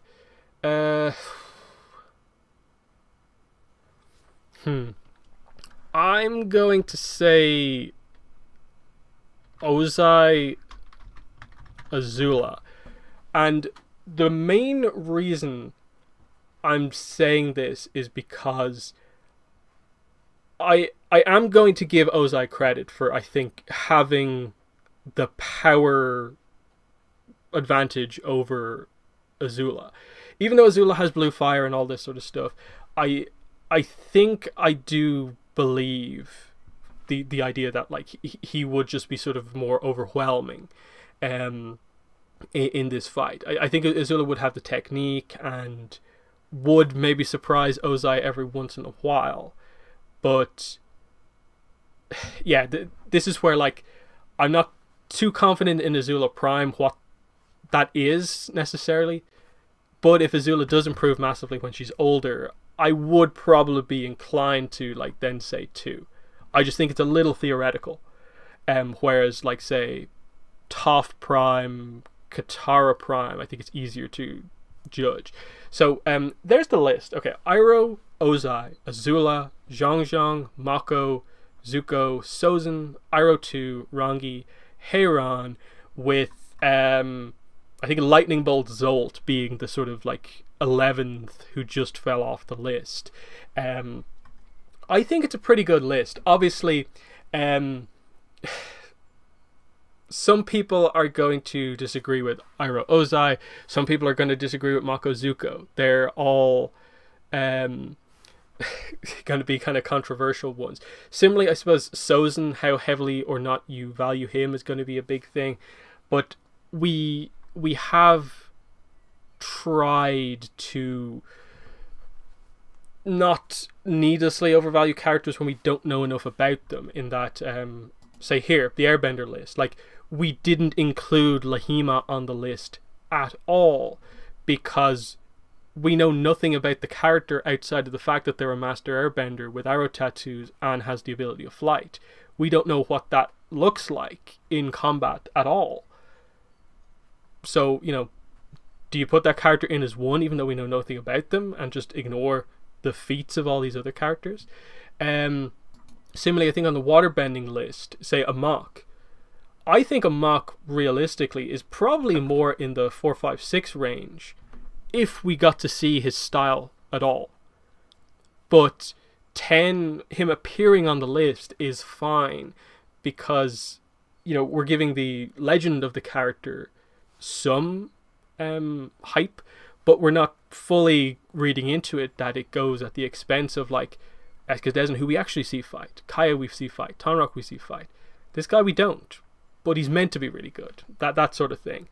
Earthbender list, of course, you know, you have stuff like Yoon was kind of hard to place, Lao Go was hard to place, but the book made it clear these are some impressive benders here, and like this lineup here is stacked 100% with all of these characters, and you know it took time to form this list, but you know it's pretty justified. I do think overall though Firebending list probably was the hardest one, I'd say, because I'm noticing a few disagreements in the chat here. Again, it's like look, there's a lot of Azula fans. I'm an Azula fan as well. I want more of her story, and if you know, she stood out a little bit more. If we got to see more of her, I think my opinion on her would go up more. In that, of the characters on this list, who has the most room to grow? I think it's definitely Azula. I think Zuko has room to grow as well. Like Zuko Prime is also tricky because we never know if Zuko ever learns lightning.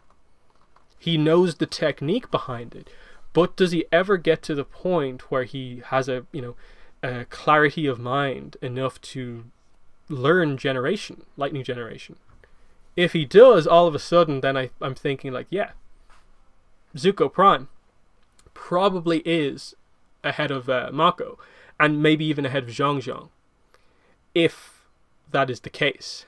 Because the thing with Zuko is that like we know at some point he fought to protect Korra, and he was apparently impressive that day based on the lineup of characters that were present there. But we don't see that with Zuko when he's older. Like, Zuko in Korra gets kind of demolished by Gazan. So it's hard to judge where the Zuko improvement necessarily is.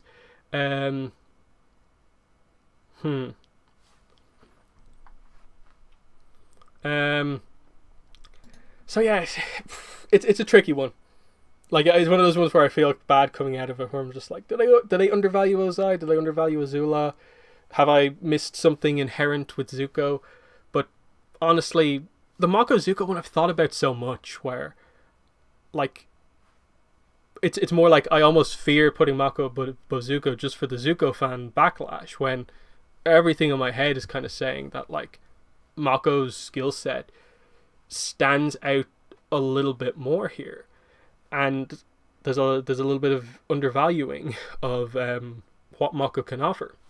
So yeah, there's the list. We will be doing a non-bender fighter list next week on stream, so definitely look out for that. That's going to be a pretty cool one. So I don't think that one's too affected by the Kyoshi novels. So there's that. Yeah, it's going to be an interesting one for sure, because it's there's that combination of characters where it's like, oh, where does Sokka come on the list? And like, he's not number one. And then like from the Kyoshi novels, I'd say like Seifel maybe is worth a mention, maybe just about, for like nearly killing Janju, like based on the way it's presented in the book, it comes across that way. So there's that.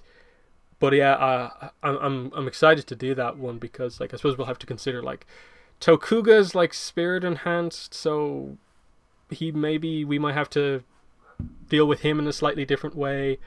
We have the usual candidates, and yeah, some other ones. But yeah, that's the Firebender list. There we go, for anyone wondering.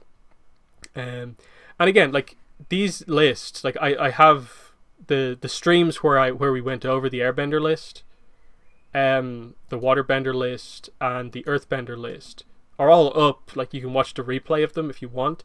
And then I have posted these lists, just the picture of the lists, on my Twitter. If you want to just check them out, and that, like, I'll be posting the picture of just the Firebending top 10 after this. But yeah, I guess from here we'll move into our sort of secondary topic. Let me just switch some stuff around and see if I can do this properly. So I need to get rid of this, put this one up. Then I need to get rid of this and put this up. So let's see how that looks. So yeah, there we go.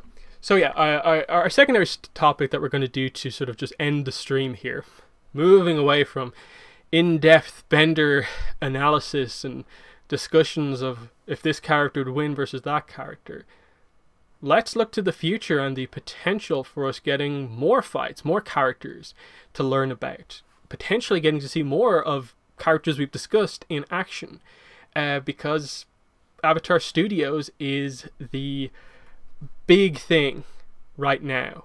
And obviously there's been no new news really since it was initially announced, like 2 months ago at this point, but it's still a major thing in the fandom. Like, this is going to be the future of the franchise. And you know, for me especially, just like years and years since Korra ended, always asking for this is so exciting to see what they do.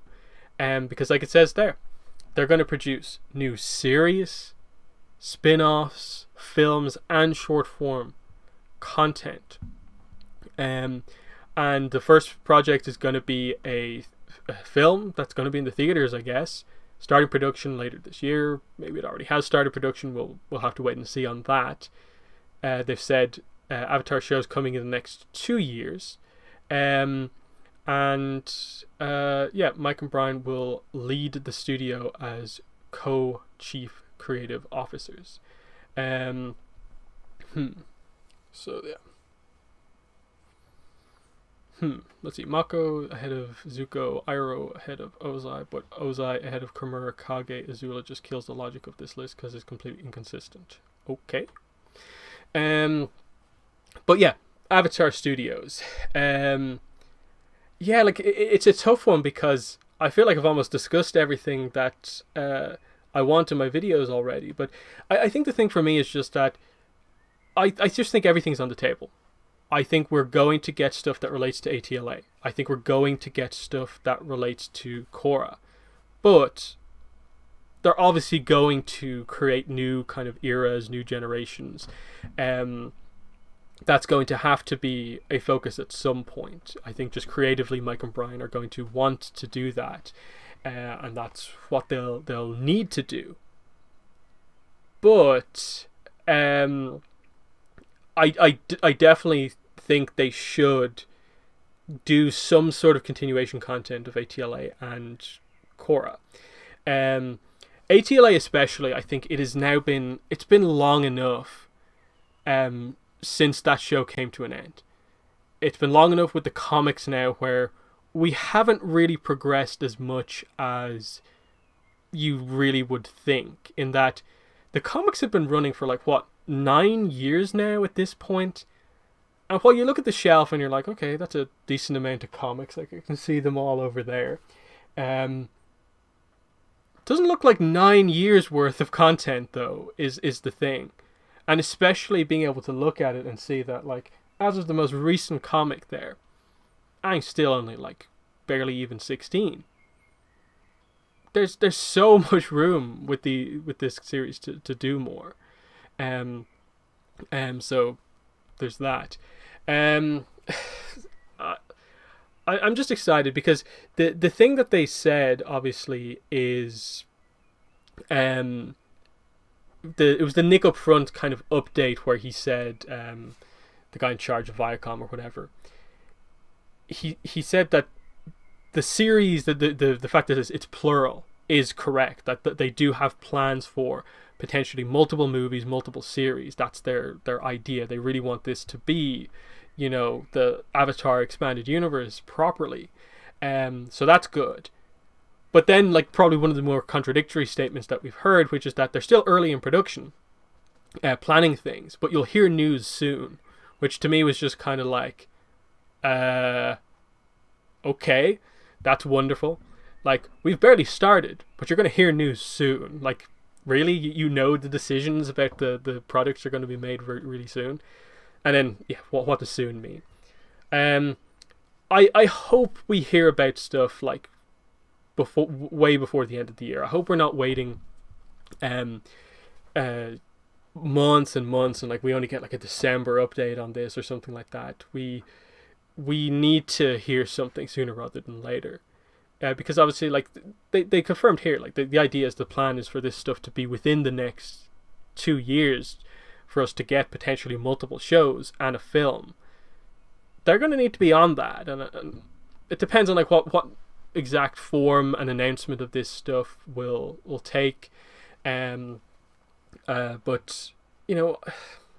just excited because I think it's going to be massive when they finally do put out that article or whatever way they do it, and they have a visual to go with it, and they announce the movie is the ATLA movie with the characters when they're older. I'm excited to just see the fandom explode, because it's been so long, and really it's only been that old Friends poster and a few images in the Avatar Legacy books where we've seen our beloved ATLA characters when they're older. I really want to see some of that stuff. And yeah, someone just mentioned that in the chat there, Comic-Con. I think that's awkward this year just because Comic-Con's a bit all over the place, where I believe SDCC's been pushed back to November, and I don't know how that affects New York Comic-Con. Unless November is the plan for some sort of big announcement, but I, I'm not sure. Will things be, even better enough to where we can have a Comic-Con in November? Because like if they stick to the digital panels, like I assume they should be able to better adapt to things this year, and an Avatar panel will be an ideal way to announce some of this stuff. That would be cool, because I honestly feel at times it's almost better if they do it digitally, because that way everyone can play a role in that. The problem at times with the convention stuff is that it can feel a little bit like maybe exclusive to, like, you had to be there. They've been better about making the streams international, but just to make absolutely sure. Yeah, because I think probably the major problem with just the Avatar Studios announcement full stop has been just that they did this, and then they've made this big announcement of like the future is going to be incredible, and then it feels like everything has slammed to a stop. Like the comics, news about novels, stuff like that. We've been getting merchandise announcements, but the plot has absolutely just died in a way that we're at a slower point in terms of like the narrative moving forward now than ever. And I don't know if it's affected by this or not, because the comics are still going to continue, is my guess. But what stories are they going to do? I think there's enough room in Avatar where like they don't have to adapt the comics and stuff like that. Maybe one or two things they might want to do, and that, like, I can see them maybe wanting to do some sort of an animation thing about the search, just because it's such an important story. And if they do more continuation content with ATLA, you maybe need to have that in a more noticeable form of medium.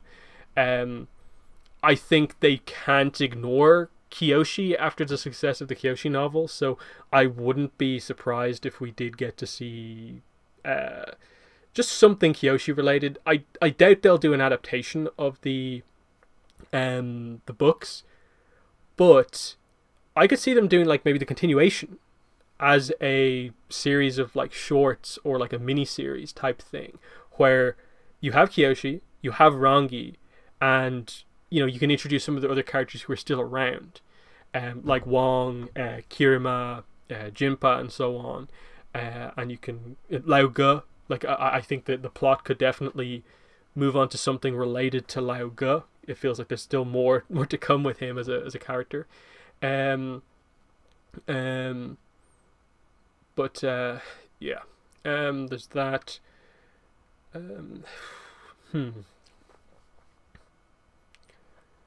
Yeah, and yeah, we don't know what way they're going to approach adaptation style content or not.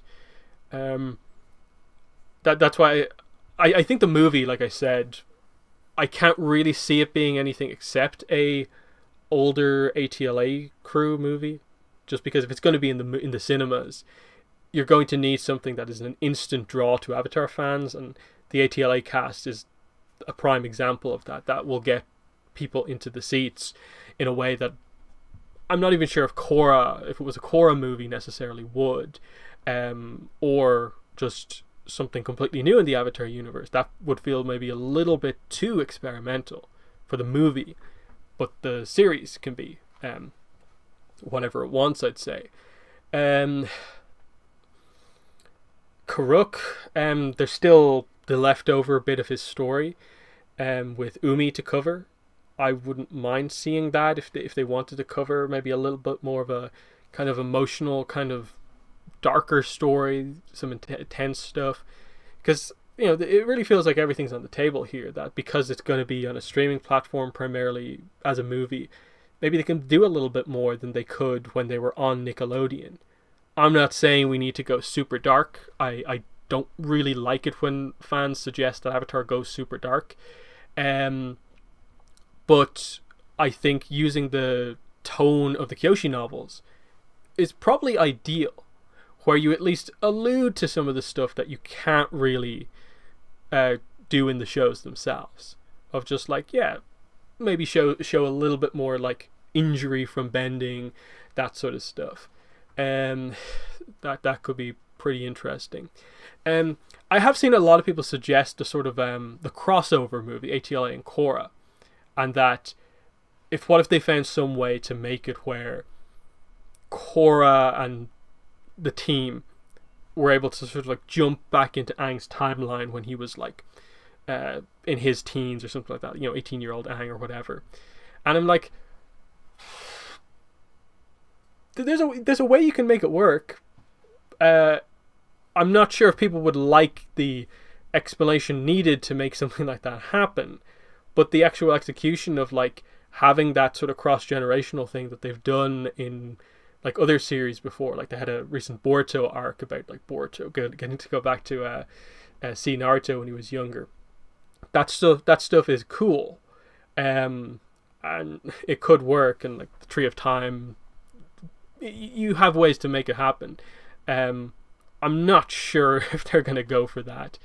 And yeah, the whole idea of like, ooh, how does the two avatars thing work? Yeah, like the same spirit twice, and you get into, okay, Avatar has to have its own time travel rules, which I'm not sure we want to really deal with.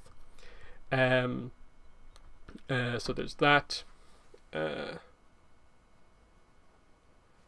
But yeah, Kyoshi's style is definitely, I think, the kind of way to go tonally. Because obviously, like, Korra was an increase over what ATLA was able to do for the most part. Just with stuff like how Pali dies, what they did with Tarlok and Amon at the end, and so on. That felt like an improvement over, like, it felt like after they did the initial, like, okay, Air Nomad Genocide is a thing, they didn't touch it, like, at all, really, in the series, outside of, the absence of the Airbenders is felt, but they were not at all explaining any details about what was really happening. And like, oh, I wiped out the Airbenders. Like, no details whatsoever? Okay.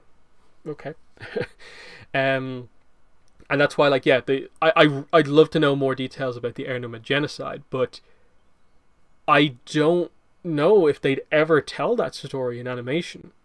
I think they'd do a novel about that, the build up to it and stuff like that, if they want to introduce, say, like an Afiko like character and really cover the super details. They could do it, but I don't know if they'd ever just do it, even though I think it probably needs to be told. It is kind of crazy to think that, like, 2005, we kind of learned about it for the first time. The trading card game is the best example of that story being told. So yeah, there's that. And then, like I've already said, like, I just want a new Avatar. I probably prefer it not to be the Avatar after Korra, just from the advancement of technology perspective. So to me, it's kind of like, give me any new Avatar in between Wan and Avatar Zito, and that sounds incredible to me. We're in the time period that the technology isn't going to be like too big of a problem. Maybe step away a little bit more from the Kyoshi style era, just so it's not all about Dao Fei, and maybe it's about something else. I'm thinking more along the lines of, like 4,000 years ago, where it's sort of implied that through the Kyoshi novels, actually, that even 3,000 and 4,000 years before, like ATLA Korra, is before the four nations had properly formed. That seems kind of interesting to me. Just to see a place where, like, potentially I suppose, how would it work in the timeline? Like, what, some of the air temples aren't settled, the Southern Water Tribe isn't around, or something like that. That seems kind of really interesting to me.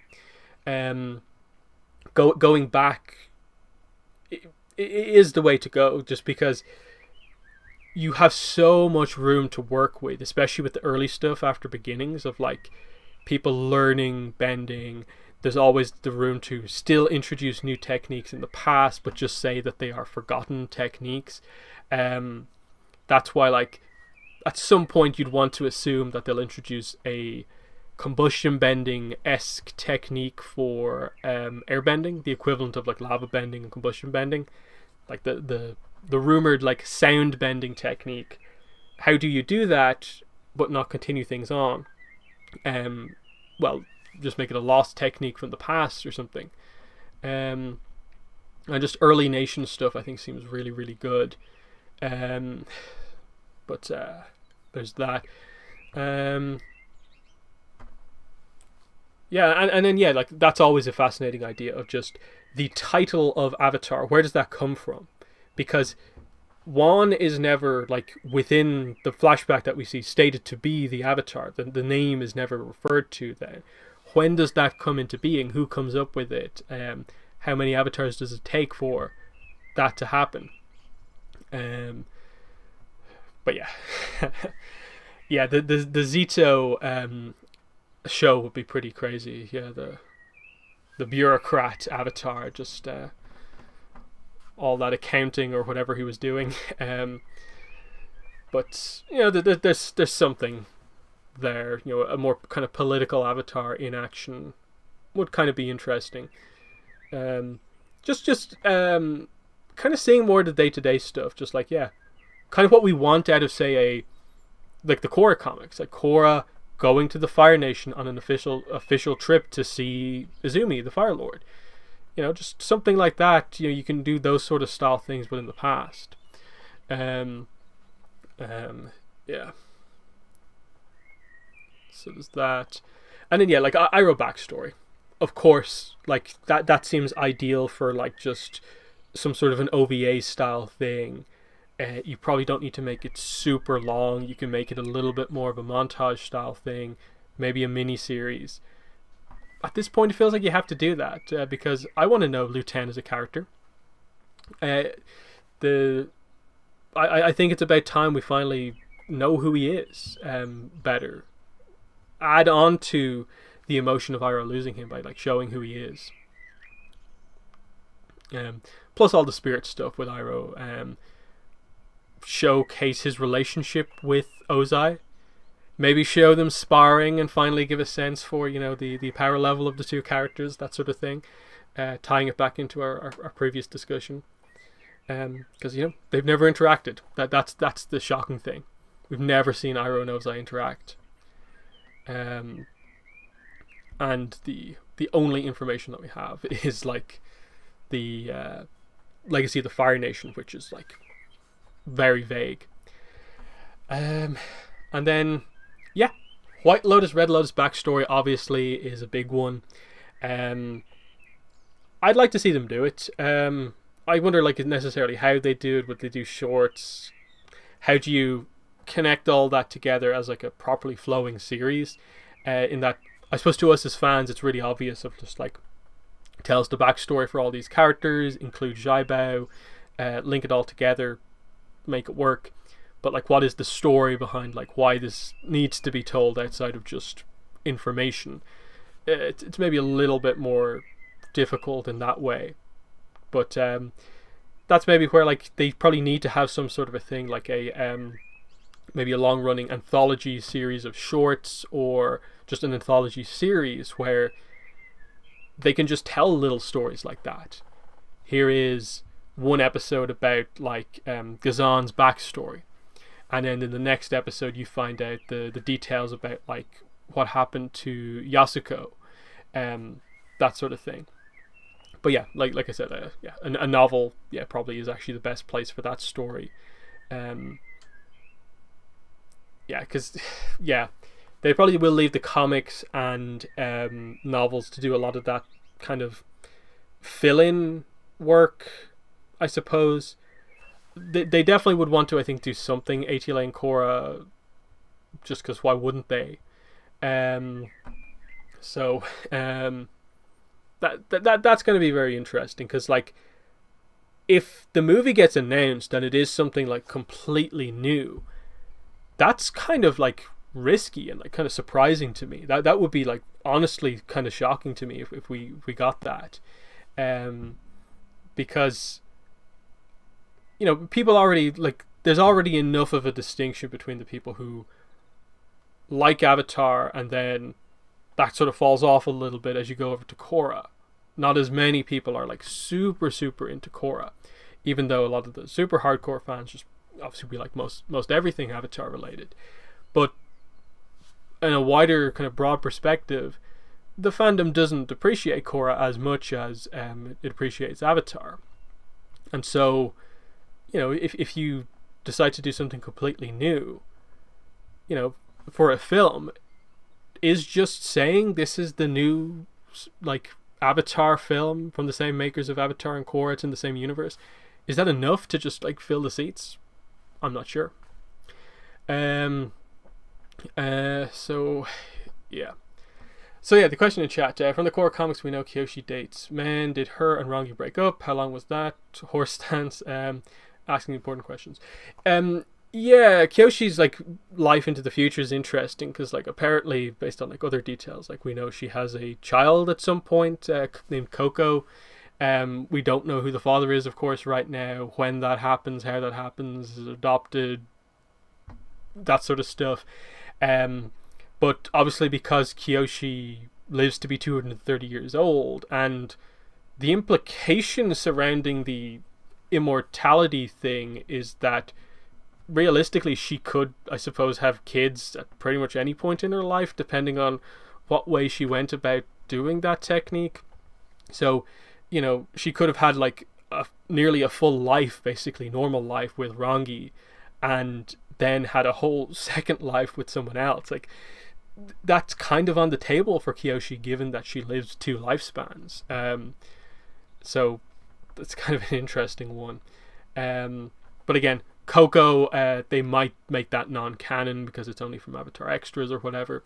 But that's the sort of stuff we want to hear about. Like, finishing off Kyoshi's story would be like, yeah, more details about her and Lao Go. When does she decide to stop using that immortality meditation? Because there's obviously a story about that. She chooses to live for 200 plus years. Why does she stop? That's a pretty big thing. But yeah, Korra and Avatar. It's always an interesting discussion, and yeah, like I pretty much tend to agree with that statement. Just like, yeah, ATLA is like your 10 out of 10. Korra is your kind of 9 out of 10. It's just like they're close. They're both really highly rated. It's just Korra has a few more kind of noticeable flaws than Avatar does. Obviously some people would make arguments that it's much more serious, and like I don't quite necessarily agree with that. I think they're much closer than we think. Like, some of the stuff Korra is able to do is incredible and is kind of some of the best moments in the entire franchise. But obviously people have different opinions on different parts of the show and so on. But that is an interesting point about just there are people who are very much your Avatar G1ers.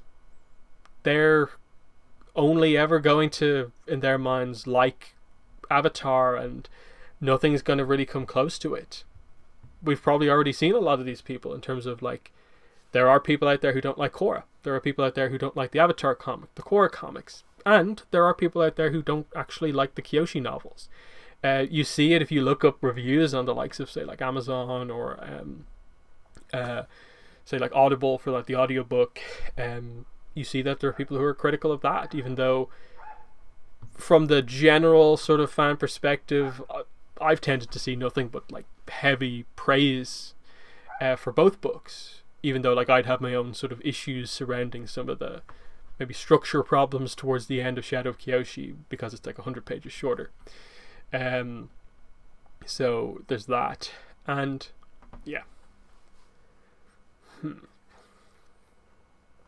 But yeah, I just hope they get to substantial news sooner rather than later, because we're also waiting for stuff like, the cover for the Free Comic Book Day book. I believe it was said that they were going to have the cover announced soon.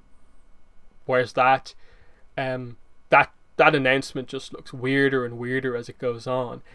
Look, I get to some degree there must have been a bit of a problem with regards to, because Free Comic Book Day is like different this year and they're doing it in a different month, it changes the like flow of like when they were able to like put it into production and announce it and stuff like that. But still, how do you just announce a book and leave it announced for weeks, where the only thing attached to it is that it's a Avatar and Korra book, and here's the creative teams.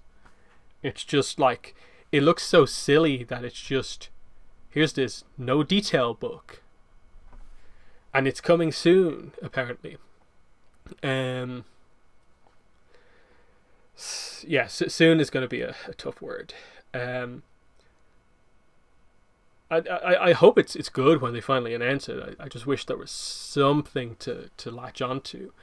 And I hope we don't have too many of these as we go through the kind of bigger news cycles of like, oh look, they announced that the movie is like this, but there's like very little detail surrounding it, and so on. Like that first big major piece of information. Like I remember for Avatar and Korra, like the reveal of the characters, and they're like, here's some concept art. This is Tenzin. This is Aang's son. Of like people freaking out because this is incredible, like unheard of type stuff. Like I'm excited to get that style of content, because like you tell me, like the fandom would absolutely freak out if literally they announced the movie and it's just a visual of Team Avatar in their 20s, just the group shot of like the main cast in their 20s, not quite maybe looking as in the old Friends posters, like maybe slightly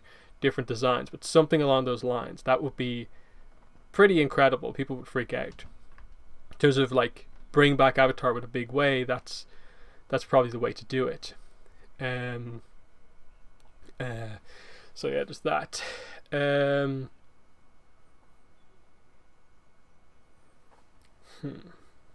then yeah, no clue where we are at right now with the Korra comic. I just don't know what way to talk about that, because I've probably said this a few times actually, but I have had the core of an updated version of the how to get into the Avatar and Korra comics video ready to go for, it's probably approaching like a year and a half at this point.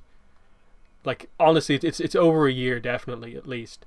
I have like a folder filled with like a lot of the visuals I would use in that video, and I've been holding back literally just because I don't want to put that video out until I can say in that video, this is Ruins of the Empire and this is what happens after Ruins of the Empire. I don't want to just put out that video and be like, well, right now Ruins of the Empire is the last Korra comic, and then it gets announced the following day. Now, I realistically could have released that video a year ago, but we obviously thought a year ago wouldn't be too long before it was announced, and we go on. We continue to go on and on of just not knowing, and it's frustrating because they've said this exists. Like Rachel Roberts directly said it was a trilogy of Korra comics, and we haven't heard about it.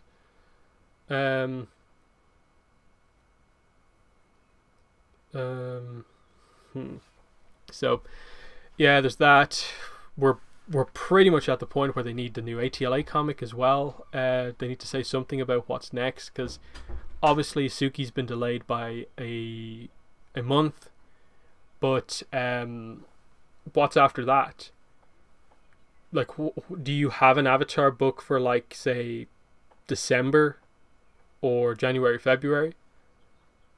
Because I don't think the chibi comics that they've announced are going to be enough, because I'm pretty sure that those are going to be basically non-canon like the other chibi stuff.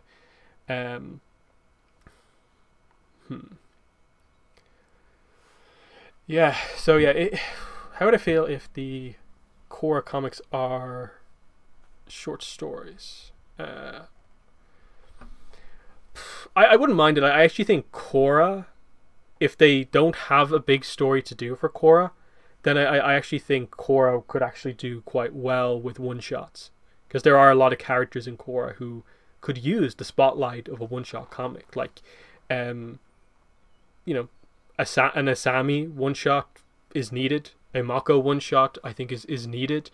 and I would not say no to a one shot with a lot of other characters. Give me a Milo one shot once it's something substantial. Jinora, Iki, like most of the cast, I'd be pretty okay with. I'd probably say like you don't need a Korra one shot, and maybe not maybe not Bolin right now, but there's a lot of characters who could do with the one shot. There's your opportunity to potentially do your Red Lotus backstory if you wanted to, I think. Again, this is where the second you introduce backstory, it's like based on the experience of the first couple of one shots. I doubt they'll do those big stories, but maybe it's more open with Korra to what they can do. Am I getting a review or pre-release version of the Suki comic? I don't know yet. They have not put the comic up for review request. And I'm guessing this relates to the delay. Because usually the way the timing works is kind of pretty much that once the book is finalized, they can then put it up for review copy request. And that's also the same time when you see preview pages go up for the book. Because effectively the preview pages are just a selection of the digital version of the overall book. So that's the way the kind of timing works, and it's not up yet. And I pretty much check like every day. I would not be expecting that book to have a request available until probably like middle of next month at this point, if the date sticks, of course. Unless they delay it again, but that's typically the way it is. That like it's been about two and a bit months before release, and then it's obviously then pretty much hit and miss if I get approved or not. So I've got approved on the last two, but before that it was probably like 4 or 5 in a row that I didn't get an approved on, or just got ignored basically. So yeah, I think that pretty much is going to wrap up the stream. Like I said, next week we'll do the final sort of top 10 here, which is going to be the non-bender list, and I'll come up with some other topic as well to go with it. But non-benders for next week is basically the idea there. So yeah, I think that's pretty much the stream. So thanks to everyone for joining me on this as we went through it. Probably the most fiery, I suppose, discussed one. There's probably the most debate with this one, but we got somewhere in the end. So yeah, that's the stream for this week. So thanks for joining me, and bye.